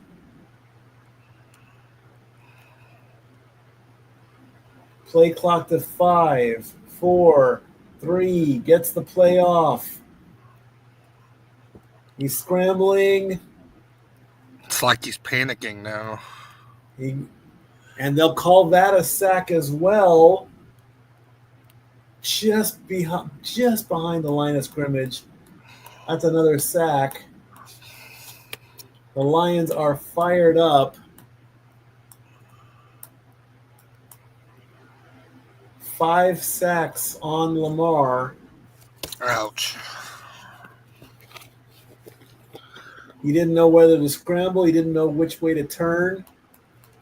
And it looks like we're going for a field goal here. So the Ravens will cut the lead to 4 with a 41-yard attempt. Kick is up. And it's good.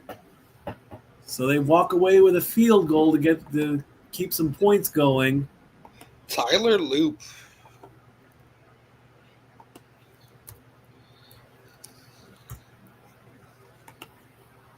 That was huge. Indeed.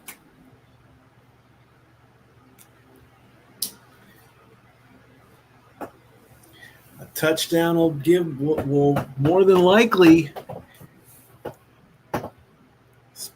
it could seal the deal. I mean, if they just want to. So now we're playing Tron with the Lions and the Ravens. They put St. Brown and Henry on light cycles. Okay. See, I remember when light cycles first came out back in the 80s. Nothing like they are now.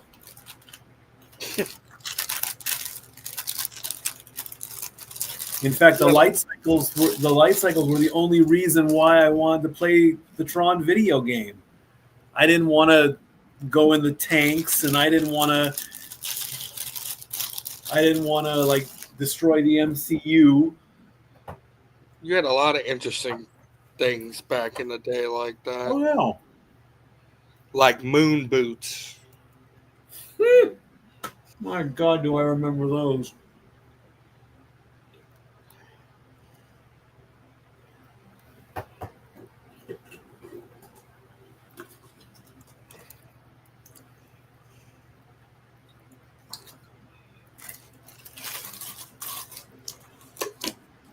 I don't even remember what story I was talking about. Oh well, it doesn't matter. The Tron lights. No, before that.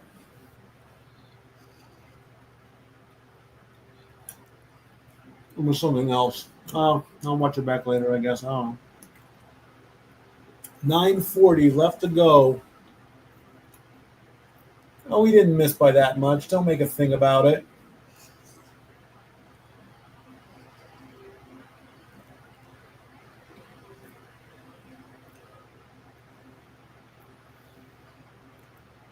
Touchdown here by the Lions to make it a 2-possession game.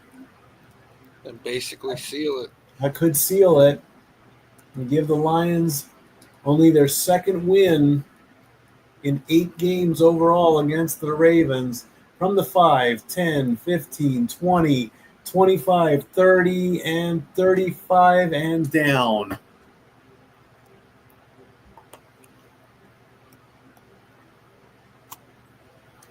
As Sailors gets 30 yards.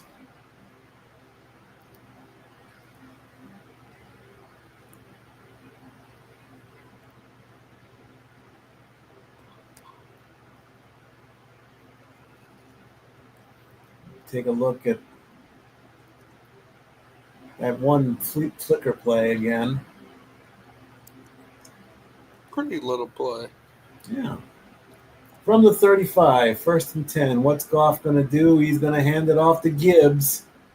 And Gibbs is only going to get a few yards on that play. He'll get 5. Clock running down now to about 9:20.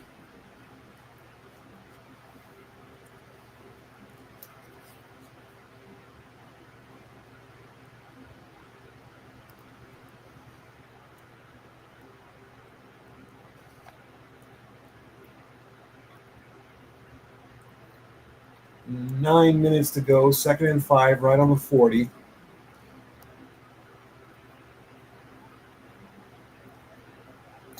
Goff fakes the handoff to Gibbs, passes, and incomplete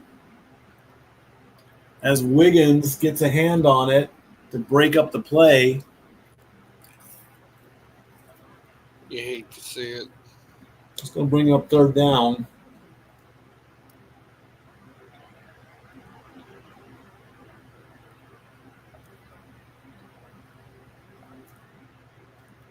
Tesla was the intended receiver. 3rd and 5, 8:48 to go. Such a great name. Tesla? Yes. I see a lot of those out here.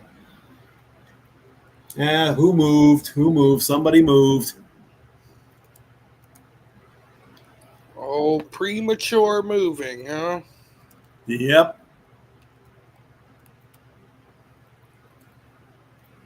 No, Detroit called timeout. Odd.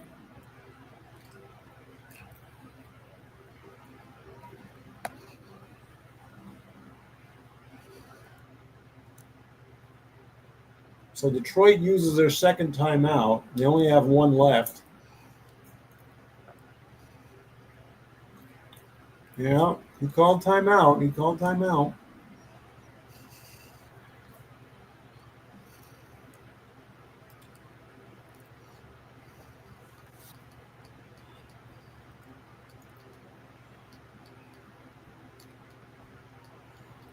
Not quite the shootout everybody was thinking it'd be.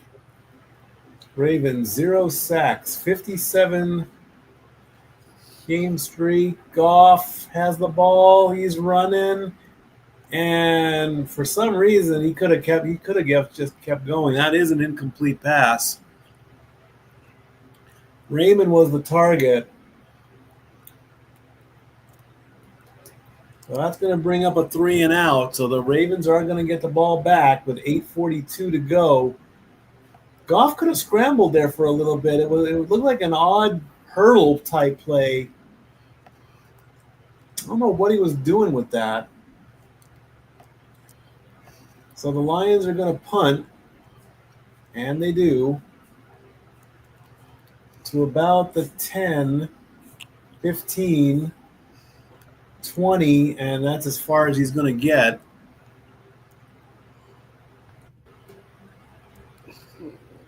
So only 10 yards, or 11 officially, as we take a commercial break. And now for a taste of things to come.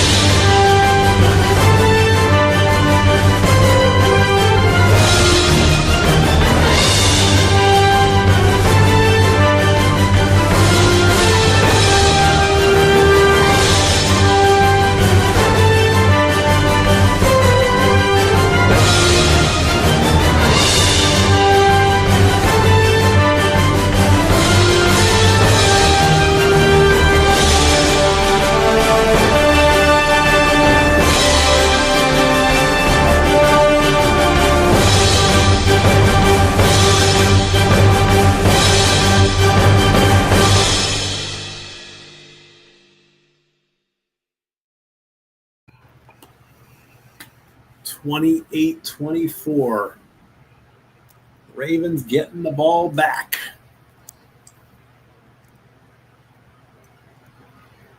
So a touchdown and an extra point would put the Ravens at 31. And all the Lions have to do would come down to possibly tie it. Possibility, you never know. Lions only have one timeout left.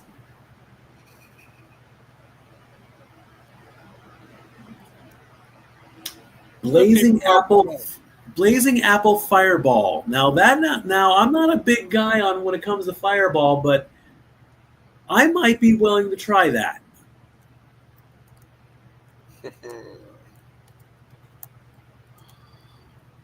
What is your go-to? Drink wise? Mm-hmm. Tequila. Tequila. First play, King Henry. Oh, and the ball comes loose. Oh. That could be it right there. It is a fumble. It is a fumble recovery by Detroit as Henry loses the ball.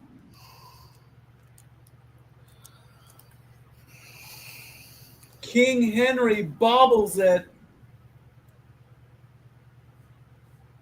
as Hutchinson knocks the ball loose right out of his hands, and Detroit just jumps on the grenade and picks it up.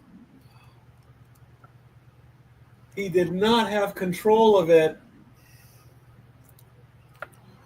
Wow. Oh, and now Henry is pissed as he slams his helmet and collapses onto the bench.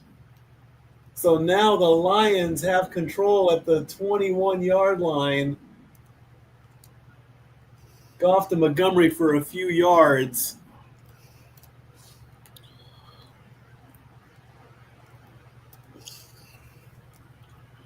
You hate to see it.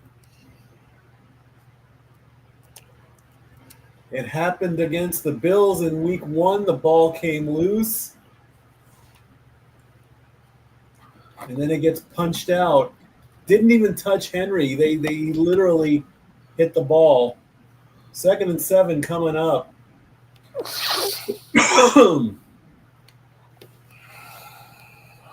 Goff to Montgomery. Montgomery will get the first down. It's going to be 1st and goal.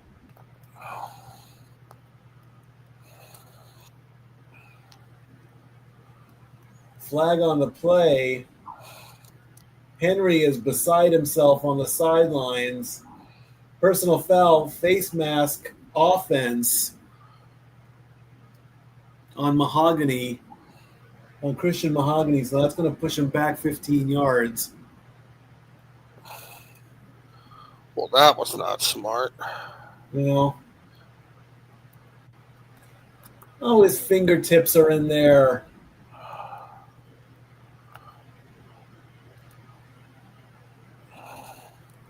Derrick Henry, the only running back with a fumble in each of his first 3 games.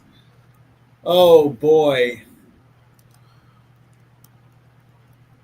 Would you rather have a ticked-off Lamar or a ticked-off King?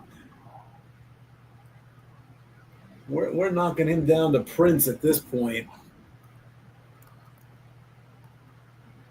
Goff with the handoff to Gibbs. Gibbs goes nowhere. Gets a yard, really. That's going to eat up some clock.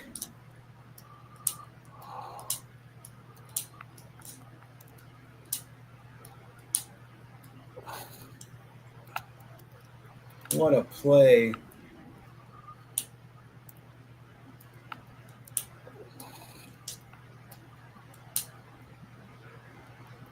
Third and 21 from about the 27-yard line. Might be about a 40-yard kick if they get some extra yardage. Goff is going to air it to nobody.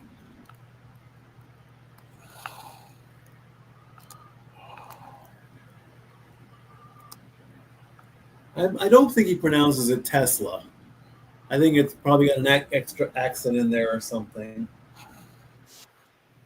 Tesla. Tesla, I don't know. There's no accent in there or anything.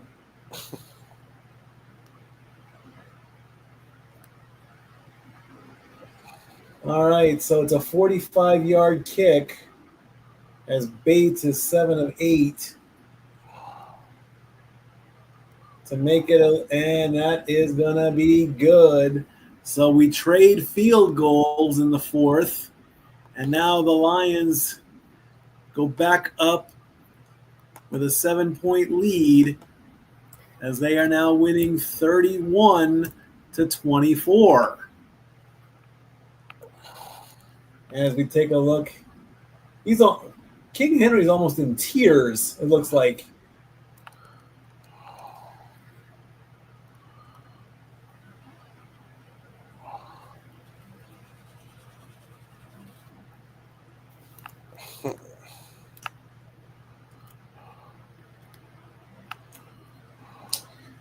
(31-24). We've got, how much time is left? 6:35. So ESPN Analytics has got 83%.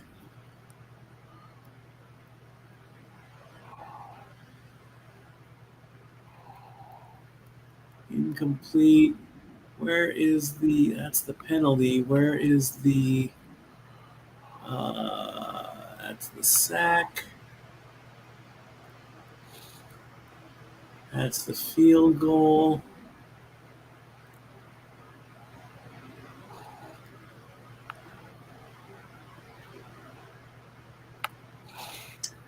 I don't know where it is, but 83% analytics lead from ESPN. I got to see what's being said on social media now. Let's see what they say about that. Because whatever they say on social media is law, especially when it comes to King Henry.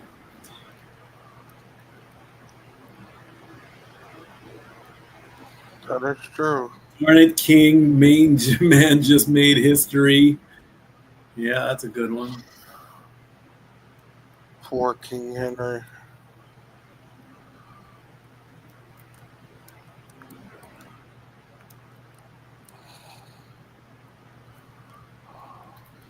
All right. After the field goal in 6:35, Ravens got plenty of time, so we'll see where this goes.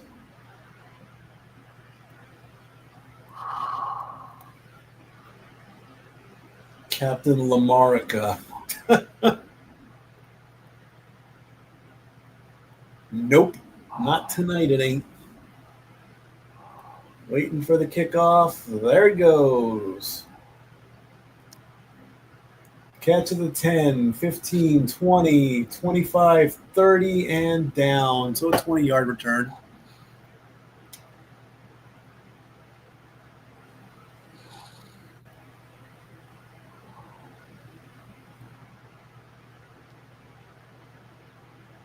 We'll take a look at Hutchinson swatting the ball from the Kings' hands.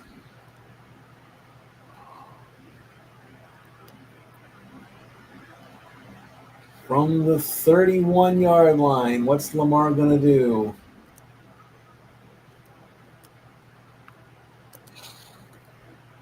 He's going to get sacked. That's sack number 6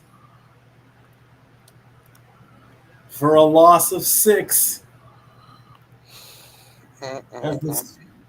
As Hutchinson's family in the crowd. He cannot be happy right now. Oh. Well, if you remember that one game I called when Joe Burrow got sacked 9 times because he's number 9. Lamar's getting close because that's number 6. 2nd and 16. Lamar back, a quick pass. And it was Ali who looked, or Hill, it was Hill who actually looked like he stumbled a little bit. He did get 4 yards, so it's going to bring up 3rd and 12. 5 minutes and 30 seconds left to go.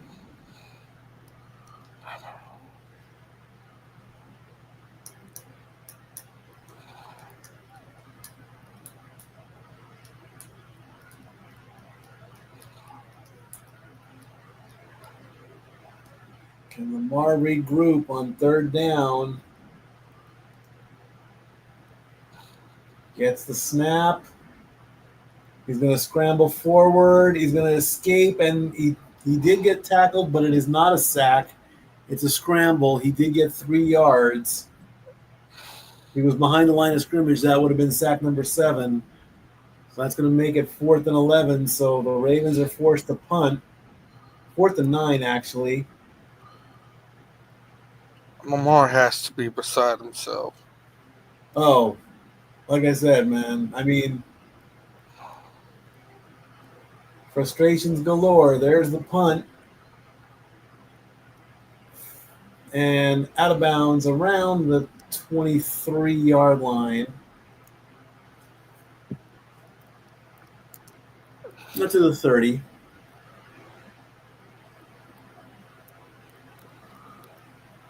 Kyle Hamilton and this Ravens defense needs to come out here and make a statement.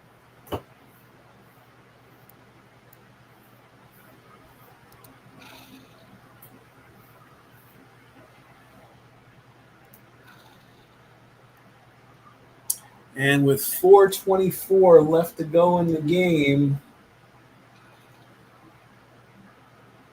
I mean, if the Ravens want a chance, they got to play some defense here and now. Here's the first play.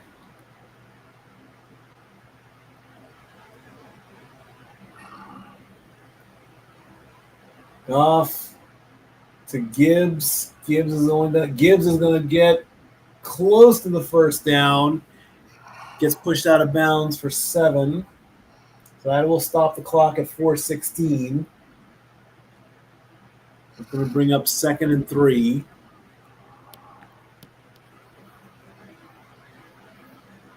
Baltimore wanted to keep him in bounds, but didn't happen.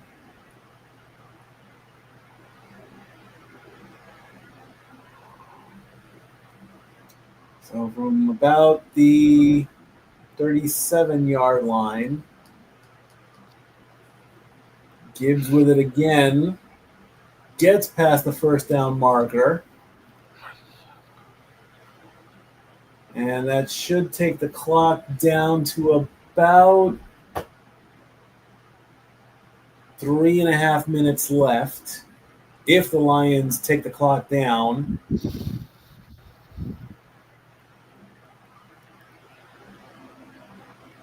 The Ravens faithful still in their seats. Still got hope. They're not leaving. They're sticking it out as they should. 1st and 10 from about the 41-yard line.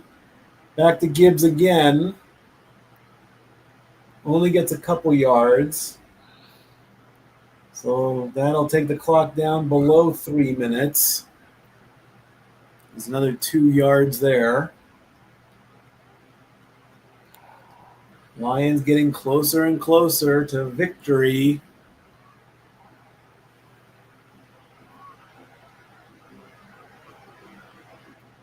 $191 rushing yards for the Lions overall as the clock hits 3 minutes. The Ravens have all 3 of their timeouts.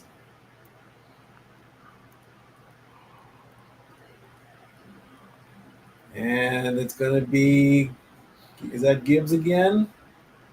No, that was Montgomery. So this is very, very close to the 2-minute warning.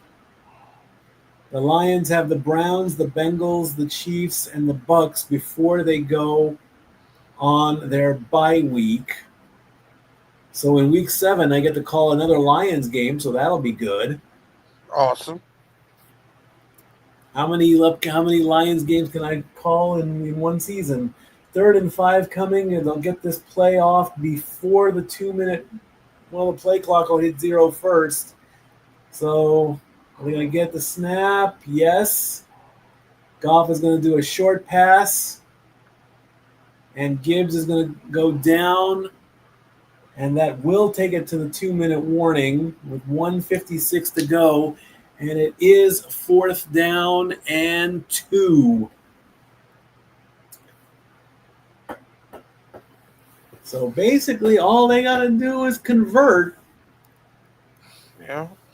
and that'll be even though the Ravens have all their timeouts. I mean, will Harbaugh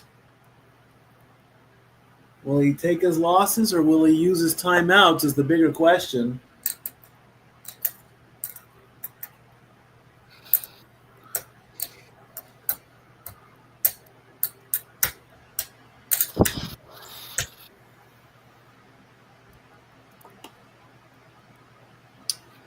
All 24 of you guys, again, thank you for watching, and I invite you to come back next week, 6 o'clock Eastern, Yes. pre-show, headlines, all that good stuff, what's going on in the world and whatnot. And then the first hour of the first game, and then we'll switch over to the second game. We'll keep an eye on the first one score-wise.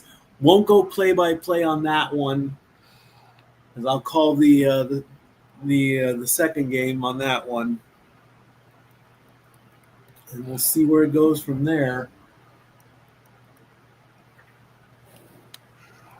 It's not quite a doubleheader because they're starting 1 hour ahead of each other. It was not like week 2. Week 2 I wanted to do the doubleheader, but it just didn't happen because I had to go to work the next day. So Do we call it a half a header?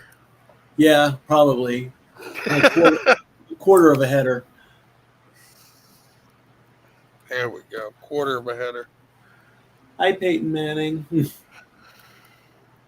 Be great to meet him out at Neyland Stadium. That would be kind of cool. SVP. Inviting everybody there. So if the Lions hold off and win at 31 points for the week, that'll put them tied with the Bears and the Bills. So there's that. So 4th and 2. Obviously, the Lions are going to go for it because they don't want to give the ball back. No, you do not. Not to an angry Lamar Analytics Jackson. says go for it 32% of the time. Fakes the handoff. Goff is going to throw and complete with a little bit of style, getting 20 yards on the pass. Flag on the play. Really? Do we need to get a flag right now? I don't think so. Holding against the defense, penalty declined, and that is more than likely going to do it. There's only a minute 50 left, even though the Ravens do have all of their timeouts. Ouch. So for only the second time in 8 games overall, the Lions are probably going to win this one. It just needs to be made official. Dan Campbell is happy. Lamar Jackson is ticked. And then some.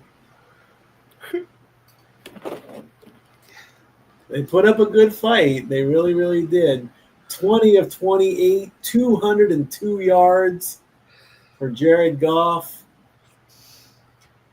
And here comes the next play. It's probably going to be a run.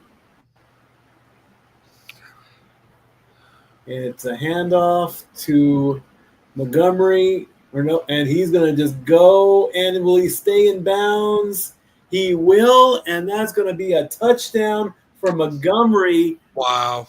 6 more points for the Lions. 31 Jackson's like, yeah, now what do I do?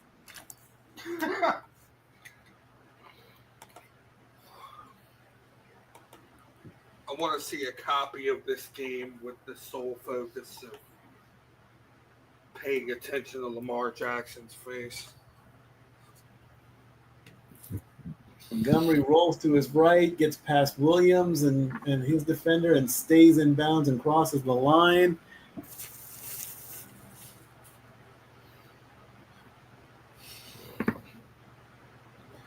You think he's having a temper tantrum? If he is, they're not showing it. And the kick is up, and it is good. And the Lions now have a 2-possession game, 38-24.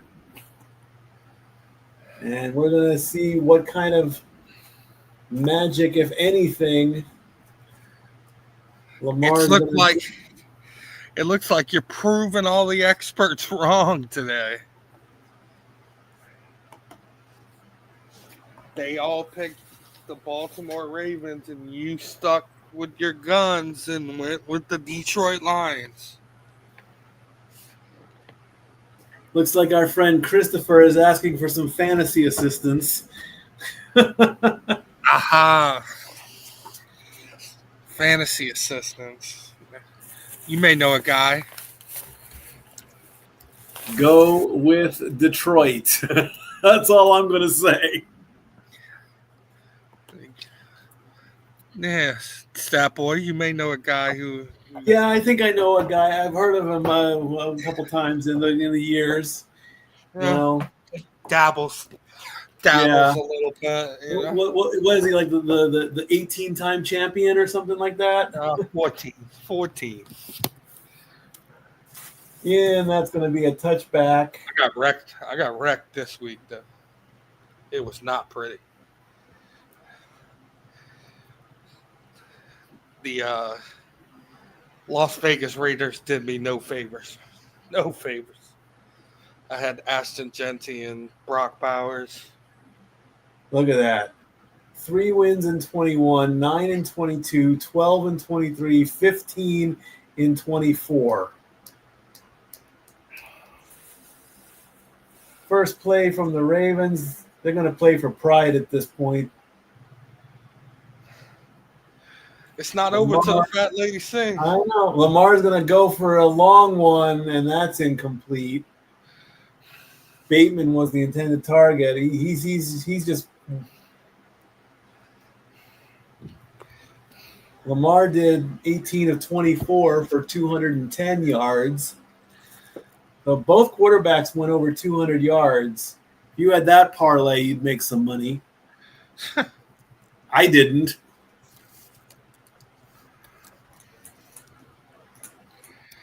Three parlays I tried and nothing happened. 2nd and 10 with 1:37 left to go. Lamar looking for some extra yardage. He's way back there, and that's going to be a huge sack for minus 16 yards. That's sack number 7 on the night. Boy, they're trying to get to 9, aren't they? So that's going to bring the clock down to a minute or so. 3rd and 26.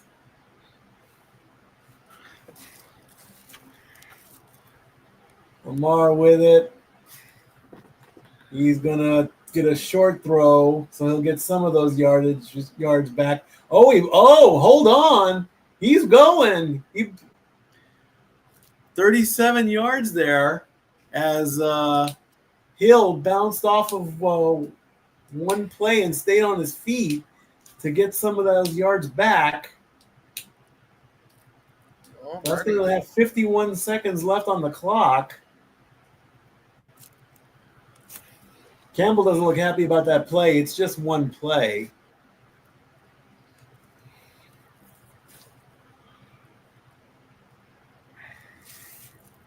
So Lamar's playing, like I said, he's playing for some pride at this point. High snap, throws, completion, and out of bounds. There's another 14. Well, that's going to bring up another 1st and 10. What's that going to put him at? That puts him at 261 right now. Wow.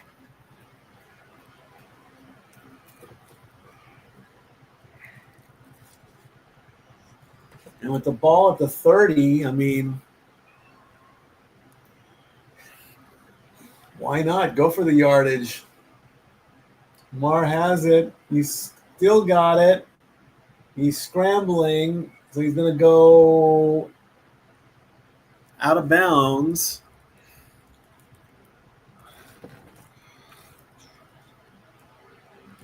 So he'll get 3 yards on that one. 35 seconds left as the Ravens call timeout. David Montgomery lit it up today. 72-yard return, or 72 yards. Yes, absolutely. 12 rushes, 151 yards, 2 touchdowns. 30 fantasy points. There you go. That's tied for 4th most this week.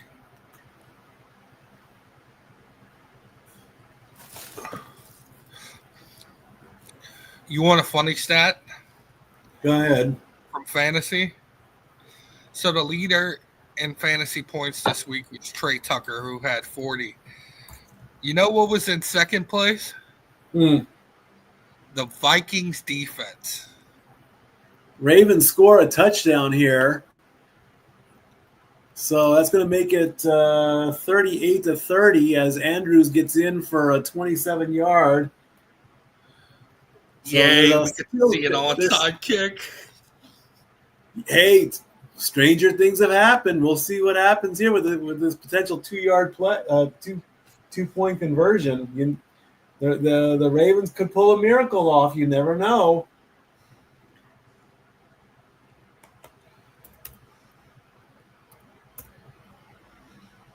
The Ravens are going for 2, so that might be a thing. Let's see.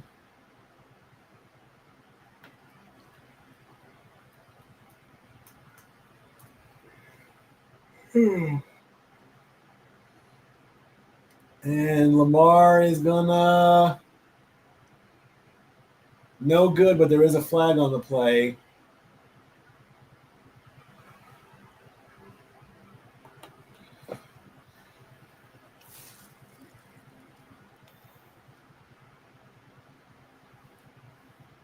Holding defense, illegal receiver downfield offense, penalties offset, so the Ravens get another chance.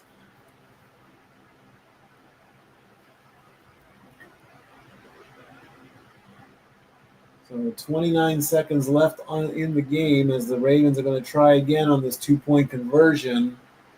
Lamar with it. He's got somebody on the right side, but doesn't do it, and the ball just sails out of the end zone. So that's going to keep it at 38-30.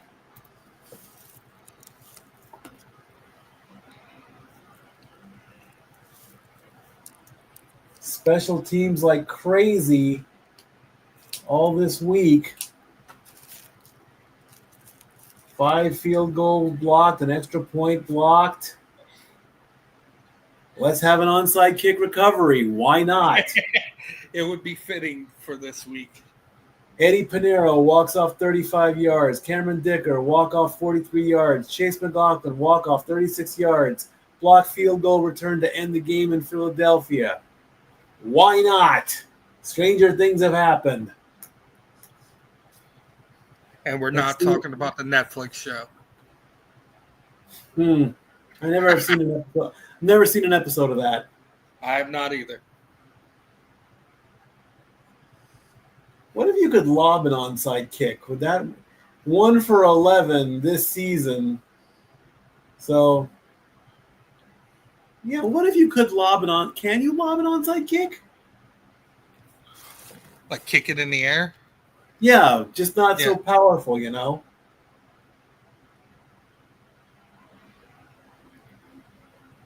And he's making sure the ball is set right.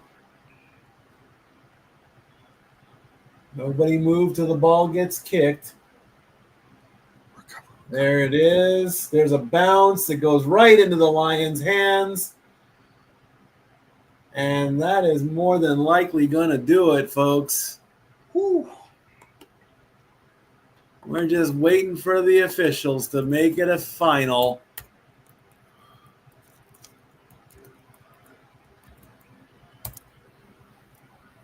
"27 seconds left. All you got to do is kneel."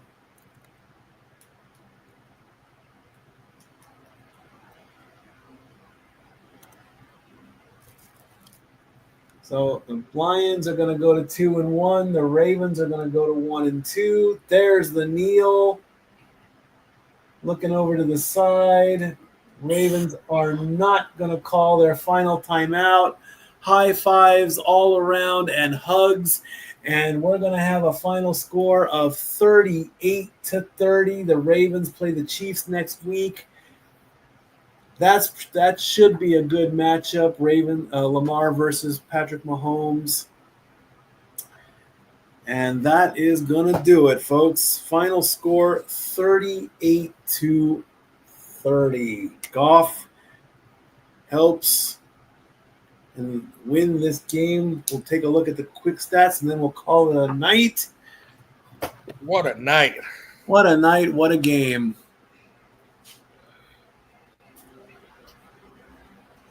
Game ball from us has to go to David Montgomery, right? Oh, yeah, absolutely. Without a doubt on that. Let's bring up the final stats here, and then we'll call it a night and hit the showers and go to bed. Jared Goff, 20 of 28 for 202 yards. Lamar Jackson for 21 of 27 for 288 yards. Almost got the 300 yards there. David Montgomery, 151 yards, 12 carries, 2 touchdowns. That's up to Dory Lou. We'll make that official as soon as I get that graphic to get taken care of. Initially, she said that Jordan Mason was top rusher, so that's her call. Derrick Henry did the best even though he had that fumble that was the downfall. Amon-Ra St. Brown, 77 yards, 7 receptions, 1 touchdown. Mark Andrews, 91 reception yards. Neither receiver got to the 100 parts there. Great bounce back game for Mark. 24 first downs for the Lions, 21 for the Ravens. Let's see here. Penalties, 8 penalties for the Lions, 3 for the Ravens. 426 yards for the Lions, 318 for the Ravens on that. So Green Bay, Minnesota, and Detroit all tied at 2-1 in the standings, with Chicago being – so Seth Rollins is not happy about that. I'm waiting for the I Hate Football tweet on social media, but you never know when that's going to come up. Eventually it will. Who knows? TV's going off. As far as the rankings, the Lions are going to, with their 38 points, that will put them in the top 5 for column 1. The Ravens with their 30 points will be the best loser. They will be at the top of column 3. They did the best point wise, in my opinion. Overall, let's take a look here. The Lions at 2-1 and 65-38 is 103. So they are tied with the Colts for most points in the season overall. Nice. The Lions will knock the Vikings out of column 1 and into column 2. The Ravens will go 1-2. They will be at the top of column 3 with 1-2 at 111 points. All those rankings will be put up later tonight, if not first thing tomorrow morning. what a ironic world we live in, where both the Ravens and the Chiefs are 1-2, and the Colts are 3-0. Exactly. Welcome Who to bizarre who world, thought of that ladies one, and right? gentlemen. Who knows? Who knows? All right, ladies and gentlemen, we are done for this week. Again, we invite you to come back next week. We're going to do this again. 6 yeah. o'clock start time with pregame headlines, life messages, and all that stuff. Thank you again to everybody who was watching online and all that. Again, 7 o'clock or 7:15, I believe, is the kickoff for. Let me make sure I have all the teams correct. Come on, scroll, you stupid computer. I don't want week 3. I want week 4. Give me that right over there, please. Thank you. There we go. All right, so we're going to do the first hour of the Jets and the Dolphins. That is on ESPN at 7:15. So we might, we'll get through the first quarter, I think, and then ABC gets the Bengals and the Broncos. That game will be in full. We'll keep an eye on scoring and all that. Won't go play-by-play with the Jets and the Dolphins. We'll just keep an eye on it for that. Again, follow me on the Twitter at LBStatKid1977. Keep an eye out for all of everybody, and hopefully we can bring in more and more people, because that's what I really would love. I would love to just have everybody come in here and just talk football during the whole show. Zach, you're back next week? Absolutely. Love it. Thank you, my brother. Thank you for coming in. Hope everything's good with you down in Nolens. Until next week, ladies and gentlemen, thank you so much. I love you all. We'll see you at 6 o'clock. Stat Boy out.